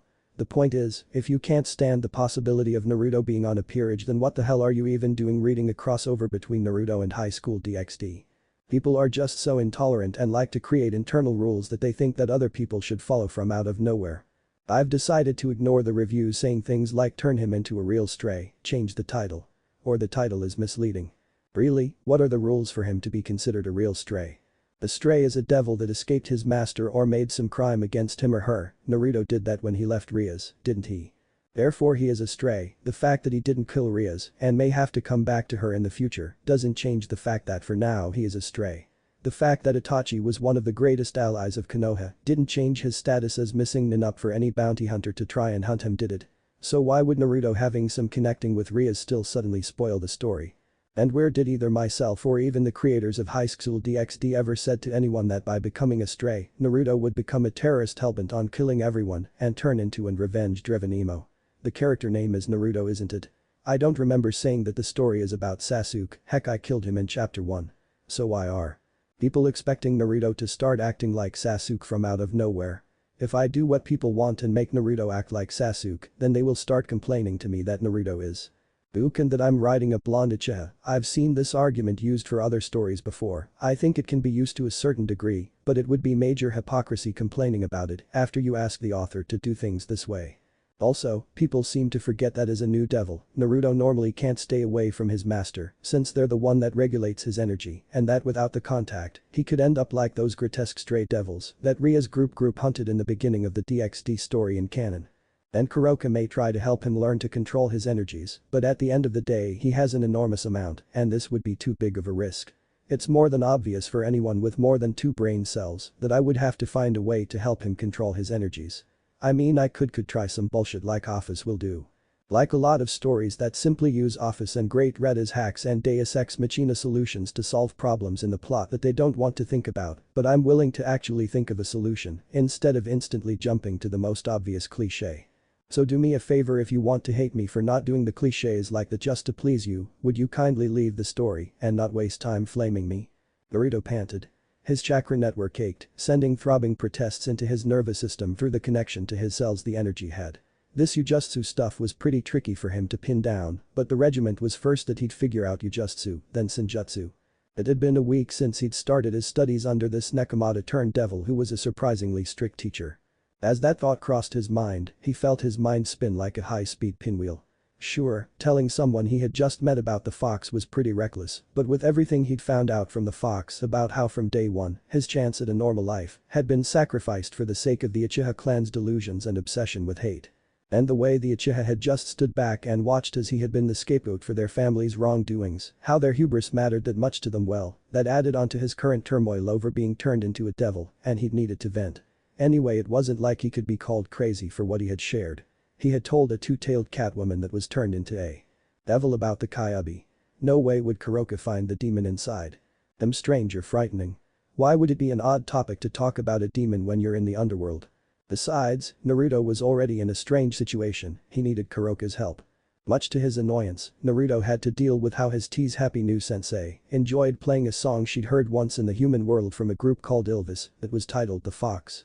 She used her Ujutsu seal him in a barrier, then made the air molecules in it vibrate to produce the music so he couldn't get away from it. And he had to endure it repeating endlessly unless he used his own lessons on Yujutsu to either make a hole in the barrier and escape that way, or to stop the music by applying his Yujutsu to halt the vibrations in the air. He hated the lesson. But she was being made to go through right now. Dog goes woof, cat goes meow. Bird goes tweet, and mouse goes squeak. Cow goes moo. Frog goes croak, and the elephant goes toot. Ducks say quack and fish go blub, and the seal goes ow ow ow. But there's one sound that no one knows. What does the fox say? Ring ding ding ding dingeringiding. Juring ding ding ding dingeringiding. Juring ding ding ding dingeringiding. What the fox say? Bop pop pop pop pop pop pow. Bop pop pop pop pop pop pow. Bop pop pop pop pop pop pow. What the fox say? Hey-tee hey-tee hey-tee ho. Hey-tee hey-tee hey-tee ho. Hey-tee hey-tee hey-tee ho. What the fox say? Joff joff joff joff o choff o choff. Joff joff joff joff o choff o choff. Joff joff joff joff o choff o choff. What the fox say? Big blue eyes, pointy nose, chasing mice, and digging holes. Tiny paws, up the hill, suddenly you're standing still. Your fur is red, so beautiful, like, but if you meet a friendly horse, will you communicate by mo-o-o-o-orse, mo-o-o-o-orse, mo-o-o-o-orse? How would you speak to that ho-o-orse, ho-o-orse, ho-o-orse? What does the fox say? Jacha-cha-cha-cha-cha-chow. Jacha-cha-cha-cha-cha-chow. Jacha-cha-cha-cha-cha-chow. What the fox say? Frocka-cocka-cocka-cocka-co. Frocka-cocka-cocka-cocka-co. Frocka-cocka-cocka-cocka-co. What the fox say? A-hee-a-hee, ha-hee. A-hee-a-hee, ha-hee. A-hee-a-hee, ha-hee. What the fox say? A-oo-oo-o. Ooh-oo-o. What does the fox say? The secret of the fox, ancient mystery. Somewhere deep in the woods, I know you're hiding. What is your sound? Will we ever know? Will always be a mystery, what do you say? You're my guardian angel hiding in the woods. What is your sound? A bu-bu-dub-bu-bu-dwee-dum, a bu-bu-dub-bu-bu-dwee-dum. Will we ever know? A bu-bu-dub-bu-bu-dwee-dum. I want to know. A bu-bu-dub-bu-bu-dwee-dum, bay-ba-day-bum-bum-bay-dum. The phase about skinning a cat was really tempting for him as the song about foxes pounded in his ears while his black cat teacher smirked at him from outside the barrier. She'd figured out quickly that he was a kinesthetic learner, the kind that needed to learn through trial and error and through hands-on training. A long explanation would only confuse and bore him, making learning impossible. So she gave him hands-on lessons and reasons to want to get the lessons right, but for someone who had a fox demon wreck their life the moment it started, this was even less pleasant than having teeth drilled. It made him have very grim fantasies about hogtying her with her own tails and leaving her dangling over a bonfire. He never told his sensei that, of course, but he could tell she was aware of the fact that he hated the damn song since he'd first heard it. That was the point. He had to make it stop using what she was teaching him. Giving up. Kuroka said from outside. Screw you. I'm not quitting. Naruto snapped back, panting. There was no guarantee she'd stop if he called it quits, and giving up was never his style anyways. Still, for all his tough talk, he was horrible at channeling demonic power. He closed his eyes and tried to block out the song and gather his energy. Trouble was, he had a hard time telling his demonic aura from the foxes now that he was a devil ugh. He'd been told by his teacher that devils were creatures of desire. Devils have desires, grant desires, get desires, and hope for desires without obligation. Even though he was a devil now, his will to desire hadn't been lost. The stronger his desire, the stronger his power would respond to his will. Naruto's sole desire. He wanted to be human again. He hated that he was a devil. As the idea filled him with disgust and how he wanted his humanity back, he didn't notice the aura of energy surrounding him or that it grew in intensity until it started to hurt. As he cried out, demonic energy surged through him and actually manifested itself outside of his body. It slammed into the barrier and it exploded with the force of an atomic bomb, and it shattered. Through the smoke of the explosion, Kuroka thought she saw something that looked like a long, red two-tailed coat. That had zippers on the sleeves and a buckle around the waist, with black cuffs, and had a pronounced buckled collar and a black chest plate of sorts, resembling a vampire hunter's coat with Western and Italian accents, though the right sleeve was missing. Then it faded in a single second later, before she could determine if that was what she had actually seen, and the smoke dissipated to show Naruto passed out, stone cold. The fox winced as one of the evil pieces started glowing, the one that had been inert up until now. The mutated bishop. If the pawns were painful, the demon didn't want to think what that higher-ranked evil piece would do to him. Yet the pain never came. The fox opened one eye as the ground of Naruto's mindscape trembled, and several red torii gates burst from the ground, all in a long row. Once they all had, the quake stopped. As the fox watched, someone walked through them towards the cave that now made up the seal and stopped in front of it, a young-looking man that had short, spiky brown hair, 2 locks of which were wrapped in bandages, framing either side of his stern-looking face. He wore what seemed to be a blank forehead protector and bandages around his forehead. He wore a light-colored kimono which was adorned with magatama around the collar. The kimono was held closed by a dark-colored sash. Underneath all of this he wore a black full bodysuit. "Hello, Kurama Toto. Been a long time," he said with a smirk. The fox's eyes widened, utterly shocked. "You?" Kuroka knelt down by her student, frowning. "What was that?" she muttered. Then seeing how Naruto was unconscious, she sighed and held up a summoning flyer with the Gremory crest on it. "Yo, Red, he's out of it for now." With that, she tossed the slip onto the ground and the red magic circle that compassed the summoning array appeared on the ground and in moments, Rias' Gremory stood in the center of it and it faded away. The Redeed immediately went over to the blonde boy, held him against her and siphoned off the excess demonic power that had been building up in him into her own body. Nodding at that, Kuroka pulled an envelope out of her kimono and handed it to the Redeed. "Your brother sent hunters?" the cat asked. Rias shook her head. "No, he thinks Naruto's the one gathering his information. Can't send hunters after him without cutting off something valuable. Politically, it's tied my brother's hands, getting these details on the Cows Brigade. It's obvious he hates you, and yet you go through all this trouble for his sake." Kuroka Chin pointed to Naruto and shook her head. "He seems pretty wrapped up and feeling bitter. What did you do to him?" Rias sighed. "He was unconscious, injured and dying when I came across him. Only way to save him was to make him one of my peerage. He didn't take his newfound devilhood all that well," she said, thinking of how Naruto had tried to slit his own throat. Kuroka raised a brow. "Interesting. I'll see if I can talk to him about that when he's up. Anyways, you better go, kid never stays down long and he's a bit of a rough sleeper, he uses his weapons and combat techniques when he's out." Rias nodded, then spared one last pained look at the out-cold blonde before Kuroka caught her attention again. "Oh, and Red, I'm also trying to pinpoint his reality, any volunteers to head to his dimension and find out what's what are gonna be welcome. Figure that showing him that it's not always like it is in the books would help, maybe find something that could help him. He keeps going on how he no longer has a place to return to and now that he's a reincarnated devil. Might help change his mind about that. I'll let you know when it's ready." Rias stared, then nodded and smiled before vanishing in a magic ray, feeling a bit more upbeat. If she could help him like that, then he might accept being part of her family. More importantly, she was out to mend things with her reluctant peerage member. He was her responsibility, as was this mess he was in. She hadn't meant any harm by changing him into a reincarnated devil, after all, was it wrong to do something to save a person's life rather than just standing by and watching, even if you only had a single option to do so? Still, she realized that, unlike with her other members, she hadn't asked, she'd just taken. Even if there was no point in asking him if he had wanted it or not, the fact was that she'd made Naruto into a devil without his consent. While she didn't know what was wrong or why he opposed his state as a devil so strongly, seeing as she barely knew him as it was, and he was so tight-lipped about his past, she owed him to try and help after how her well-intended impetuousness had apparently cost him everything. The fact that she was too abrupt with informing him that he had been changed into a devil couldn't have helped. Looking back on how she had broke the news to him, she realized, with distaste, that she had told him while under the assumption he'd simply accept that life as a devil was better than no life at all. Rias wanted to fix things as much as she could with Naruto, make things, if not right, then at least better. It was her responsibility and she refused to turn away from it. No sooner had she vanished and the glow from her transportation magic faded than Naruto groaned as he awoke. Damn it. What the hell was this pain? He couldn't move, couldn't think why did he hurt so damn bad. It wasn't chakra exhaustion or even the burning strain that he'd felt in his Rasengan training, it was worse, way worse. He couldn't even describe it at the moment. Wow, you really have hardly any control at all over your own power, eh? Then again, you did say that being made a devil had thrown your control out the window. Naya. Kuroka said. Naruto looked to see his sensei looking down at him with interest. Damn it, what the hell happened? He groaned. That's what I want to know. I told you to focus on the strongest desire you have, what was it? Naruto looked up at the sky. I just want to be human again, that's all. I don't care what I have to do, I can't stand being a demonic entity. He sighed. Kuroka narrowed her eyes. Well, that was an issue. His demonic aura was trying to react accordingly to his strongest desire.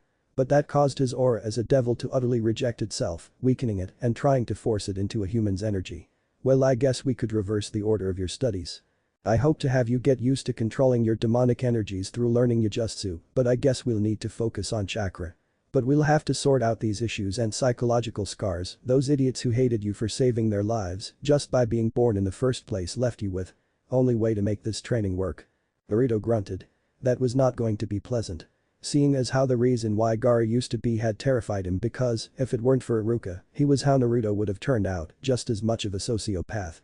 The fact that the people around him hated him so much that, in order to justify how they treated him with such loathing, that they wanted to turn him into a self-fulfilling prophecy as far as him being a deranged psychotic that felt that all life was meaningless and that nothing nor anyone matters.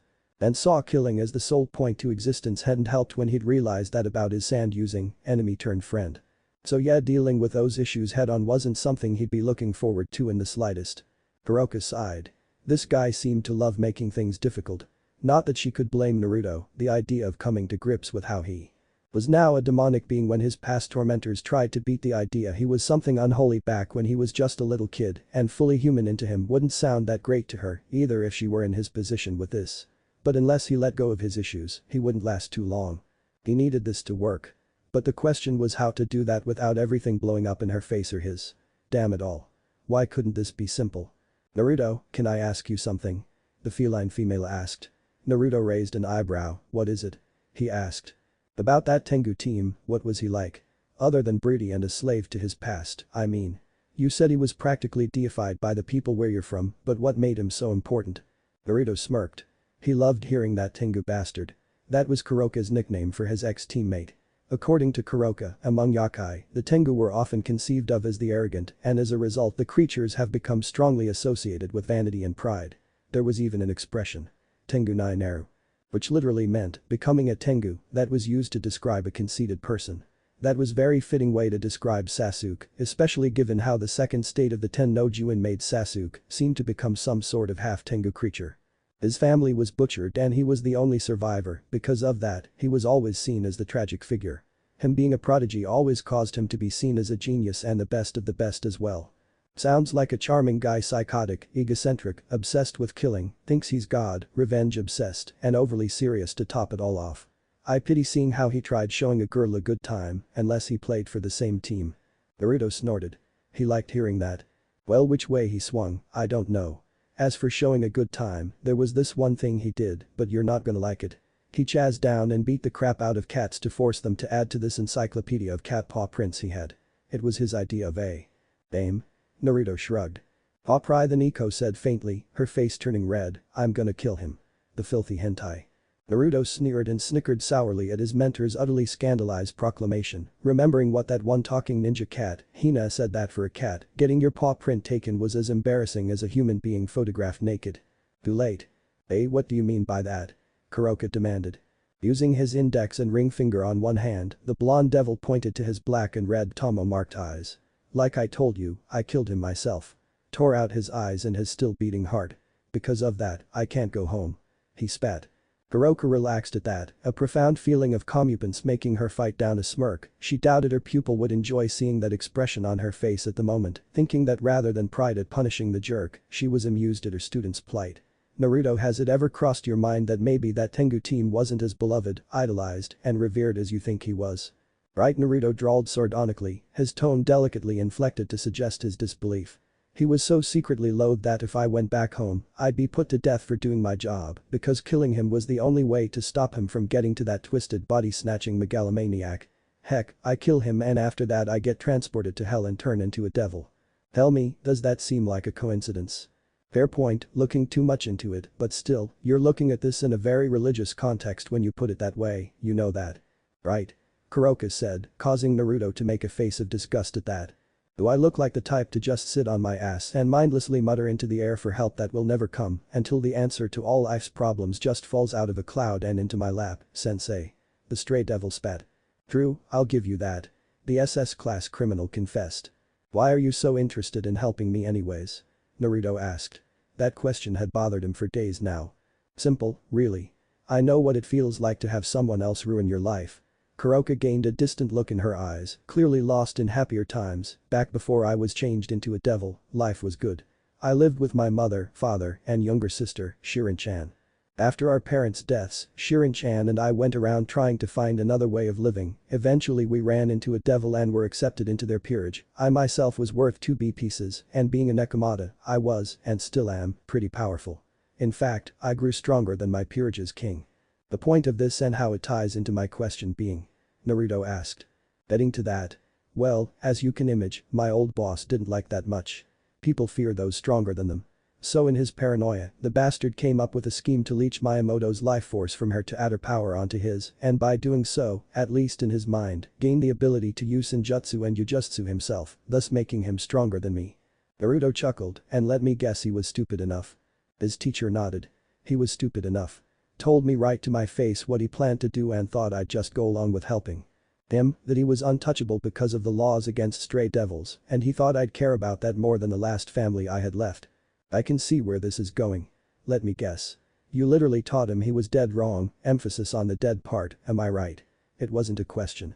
Kuroka hissed and her ears pressed back against her head the way normal cats did when they were like they wanted to fight. Bingo, my sister means everything to me. I built the focus of my existence on my feelings for her. So when I heard that I corrected my old boss on my priorities. After I committed regicide against that bastard, the survivors of my former peerage twisted the story around so that I was seen as a power-drunk murderess. I was forced to run. I didn't have any choice.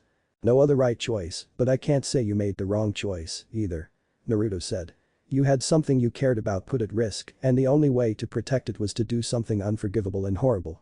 Still, it would have been worse if you hadn't crossed that line. Circumstances and situation have a way of forcing a person's hand, bring out that kind of what would you do, you made your choice and gave your answer. I respect that. Kuroka smiled. That's why I wanted to help you and took you as my student. You're having to deal with the same situation. Like you said, no other right choice, and you got into this mess because of someone else's arrogance and stupidity. Naruto pushed himself to his feet, nodding grimly. He understood what she was saying. Fine. Kuroka sighed, she hated having to bring that up. Heck knew if he ever found out how badly he'd take it if he actually thought that she made that up to get him to trust her. He'd bared his past to her, and if he was ever led to think that she was just playing off his empathy for those who had to endure unjustified persecution. Trust was a notoriously fragile thing, especially for something that was slow and hard to build. Sensei, I'm wondering, since I'm new to this whole devil thing, what do you mean by stray? Naruto asked. Kuroka sighed, expecting the question. Stray devils are devils who diverted away from their masters, either by simply escaping them or by killing them. Like us, you mean? Naruto said, stating the unsaid part of the explanation. The Nekomata nodded. Yeah. Like us, but you at least have the option open to have your status as a stray revoked. Naruto made a face, Rias. He said with distaste. Kuroka held up her hands placatingly, look, hear me out. The problem with strays is that without their masters to keep their powers in check, they become a threat if their powers go beyond their control ability to control. I at least know my limits. But have you ever tapped into a full 100% of your power? Before you were changed, I mean. And you're more than just human now. There's no way the devils will let someone with your reserves just run wild. Naruto scowled. So my only choice is to go back to that blood-haired bitch that changed me into the very type of creature I can't stand, or I get hunted down like an animal and killed for being too strong. Not much of a choice. Kuroka nodded. Preaching to the choir, kiddo. Don't need to tell me the life of a stray devil sucks. She sighed. Pity there's no way to make me harder to find by lowering my power than Naruto griped, looking at his hands as he clenched them into fists. No way to low-ho. Kuroka said, then went wide-eyed, she grinned and grabbed Naruto by the wrist. Come on, fish cakes. Sensei's got an idea. She cheered. Don't call me that. Naruto shouted as the cat formed a transportation circle, and they vanished. Haven't graduated yet, so I can. Kuroka said cheerfully. Hey, leader. Kuroka said as the two reappeared. Naruto blinked and stumbled a bit, feeling disoriented for a moment. He shook his head. He'd have to get used to that magic, that materializing teleporting thing. Looking around, he took in that him and his sensei weren't alone. 4 other people stood around them. One was a young man with dark silver hair and ice blue eyes that are often shown as to be rimmed with a light ultramarine. He was wearing a dark green V-neck shirt with a high-collared black leather jacket over it, along with burgundy jeans with a silver chain drooping down over them and black leather chaps with 3 bands encircling his right calf and black shoes with black buckles. Another was a bespectacled young man with blonde hair and dressed in a business suit. Next to him was a cute girl with a slim body, shoulder-length blonde hair and blue eyes, appearing to be around the same age as a middle schooler. Her attire consisted of a sorceress-like dress with a huge blue hat with a black bow and yellow stars and matching cape with pink flowers and a white interior. And finally there was a young man with short black hair and was dressed in ancient Chinese armor who was leaning against a staff, looking bored. "Kuroka." The witch-dressed girl shouted happily, drawing the rest of the group's attention on the newcomers. "Hey everyone." The cat greeted. "Oh, before I forget, everybody, this is Uzumaki Naruto, my new apprentice." At Kuroka's words, Naruto found everyone looking at him with interest. "Naruto, this is Vali Lucifer, our group's leader, those two are Arthur Pendragon and LaFay Pendragon, siblings who are the descendants of King Arthur and Morgan Le Fay. And finally, that's Biku, the descendant of the first Monkey King, Sun Wukong." Kuroka said, pointing each person out as they were introduced. Naruto looked at each of them, but his eyes widened at the hazy image he saw coming from the silver-haired guy's back. What looked like white metal resembling extensions came from his shoulders that had four glowing blue energy feathers that looked like sheets of colored glass coming off his back. "Nice wings, pretty boy. What's with the high-tech theme, though?" Naruto said. Vali's eyes widened and he rolled his shoulders, as if the wings were really there. "You can see it, even when I'm not using my lunginess," Vali said, surprised. Naruto shrugged, sort of a flickering, smoky afterimage of them, like a mirage, "But yeah, I can see your wings. Eyes give me the ability to observe and differentiate the flow of energy coming off others, predict and mimic movements and techniques, and see through illusions, so I can see the wings because they have so much power." Vali gawked, then grinned. "Impressive. Well, since you know they're there, no point in keeping them secret from you. These wings of mine are known as divine dividing. As you can guess from the name, it has the ability to divide the power of its opponents by half. After coming into physical contact with them every 10 seconds. The halved powers are then added to my own powers. If the added power exceeds the amount that the wielder can safely contain, the excess energy is then expelled out through the wings, which allows the user to always be at their highest potential. So you can lower the power I've got, make me harder to find." He said, so that was Kuroka's idea, he thought. "Say what?" Vali said, actually looking surprised. "Kid's got too much power to keep himself hidden, boss," Kuroka explained, shrugging. "How strong is he?" Biku asked. Kuroka smirked. "You're a senjutsu user yourself, take a look, banana butt." Biku growled at the name, then focused on Naruto. A second later, Biku fell to his knees and having a seizure. Arthur rushed forward and pulled out a long sword that glowed with a golden aura and skewered, but rather than harming him, the blade sunk into him as if he were wet clay, and the glowing aura spread to cover Biku's whole body. "Relax," he said like an order, and the monkey in human form seemed to take it as such, opening his eyes. Hoo, holy shit, that's impossible. No one has chakra levels that high." He used his staff like a cane and pushed himself up, locking eyes with Naruto. "What are you, a Nephilim? A living longinus?" Then he seemed to notice the sword stuck in his chest and gave Arthur a flat glare of annoyance. "Dude, the Excalibur ruler, seriously?" "My apologies." The bifocal-wearing young man said curtly, removing the blade, which left no injury. "He's a reincarnate human originally," Kuroka said, ignoring the dirty look her student sent her way at her words, "but to be fair, he's from a different dimension, one that's full of chakra users. Alternate realities, infinite variations of worlds, some are very similar while others are vastly different. Entire parallel universes existing separate from one another and all that other brain-frying scientific mumbo-jumbo jazz." The Monkey King said, using his staff like a cane to push himself up and nodding as he spoke, then eyed Naruto critically. "Reincarnated devil, huh? Who made him one?" "Rias Gremory," Naruto said sourly, shrugging as he stuck his hands in his pockets. As soon as he said that, everything seemed to freeze and everyone looked at him in sheer shock. Then everything unfroze at once. "Say what?" Biku shouted. "No way, that practically spits in the face of the unwritten cardinal rules of the underworld. The Gremory family don't produce stray devils." LaFay cried. "Take them in, perhaps, but not produce them," Arthur said, his eyes narrowing. Naruto rolled his transplanted eyes. So he didn't like Rias Gremory, big deal. Why did people have to always make such a commotion over things that affected someone else but not them? So annoying. Vali, unlike the rest of his team, however, didn't seem to be reacting as badly as the others, but instead gave the newcomer a more appraising gaze. "Stray of the Gremory's interesting," he said, then walked up to the younger devil and held out a hand. Naruto looked at the offered limb. Realizing that Vali was offering him a chance with his group.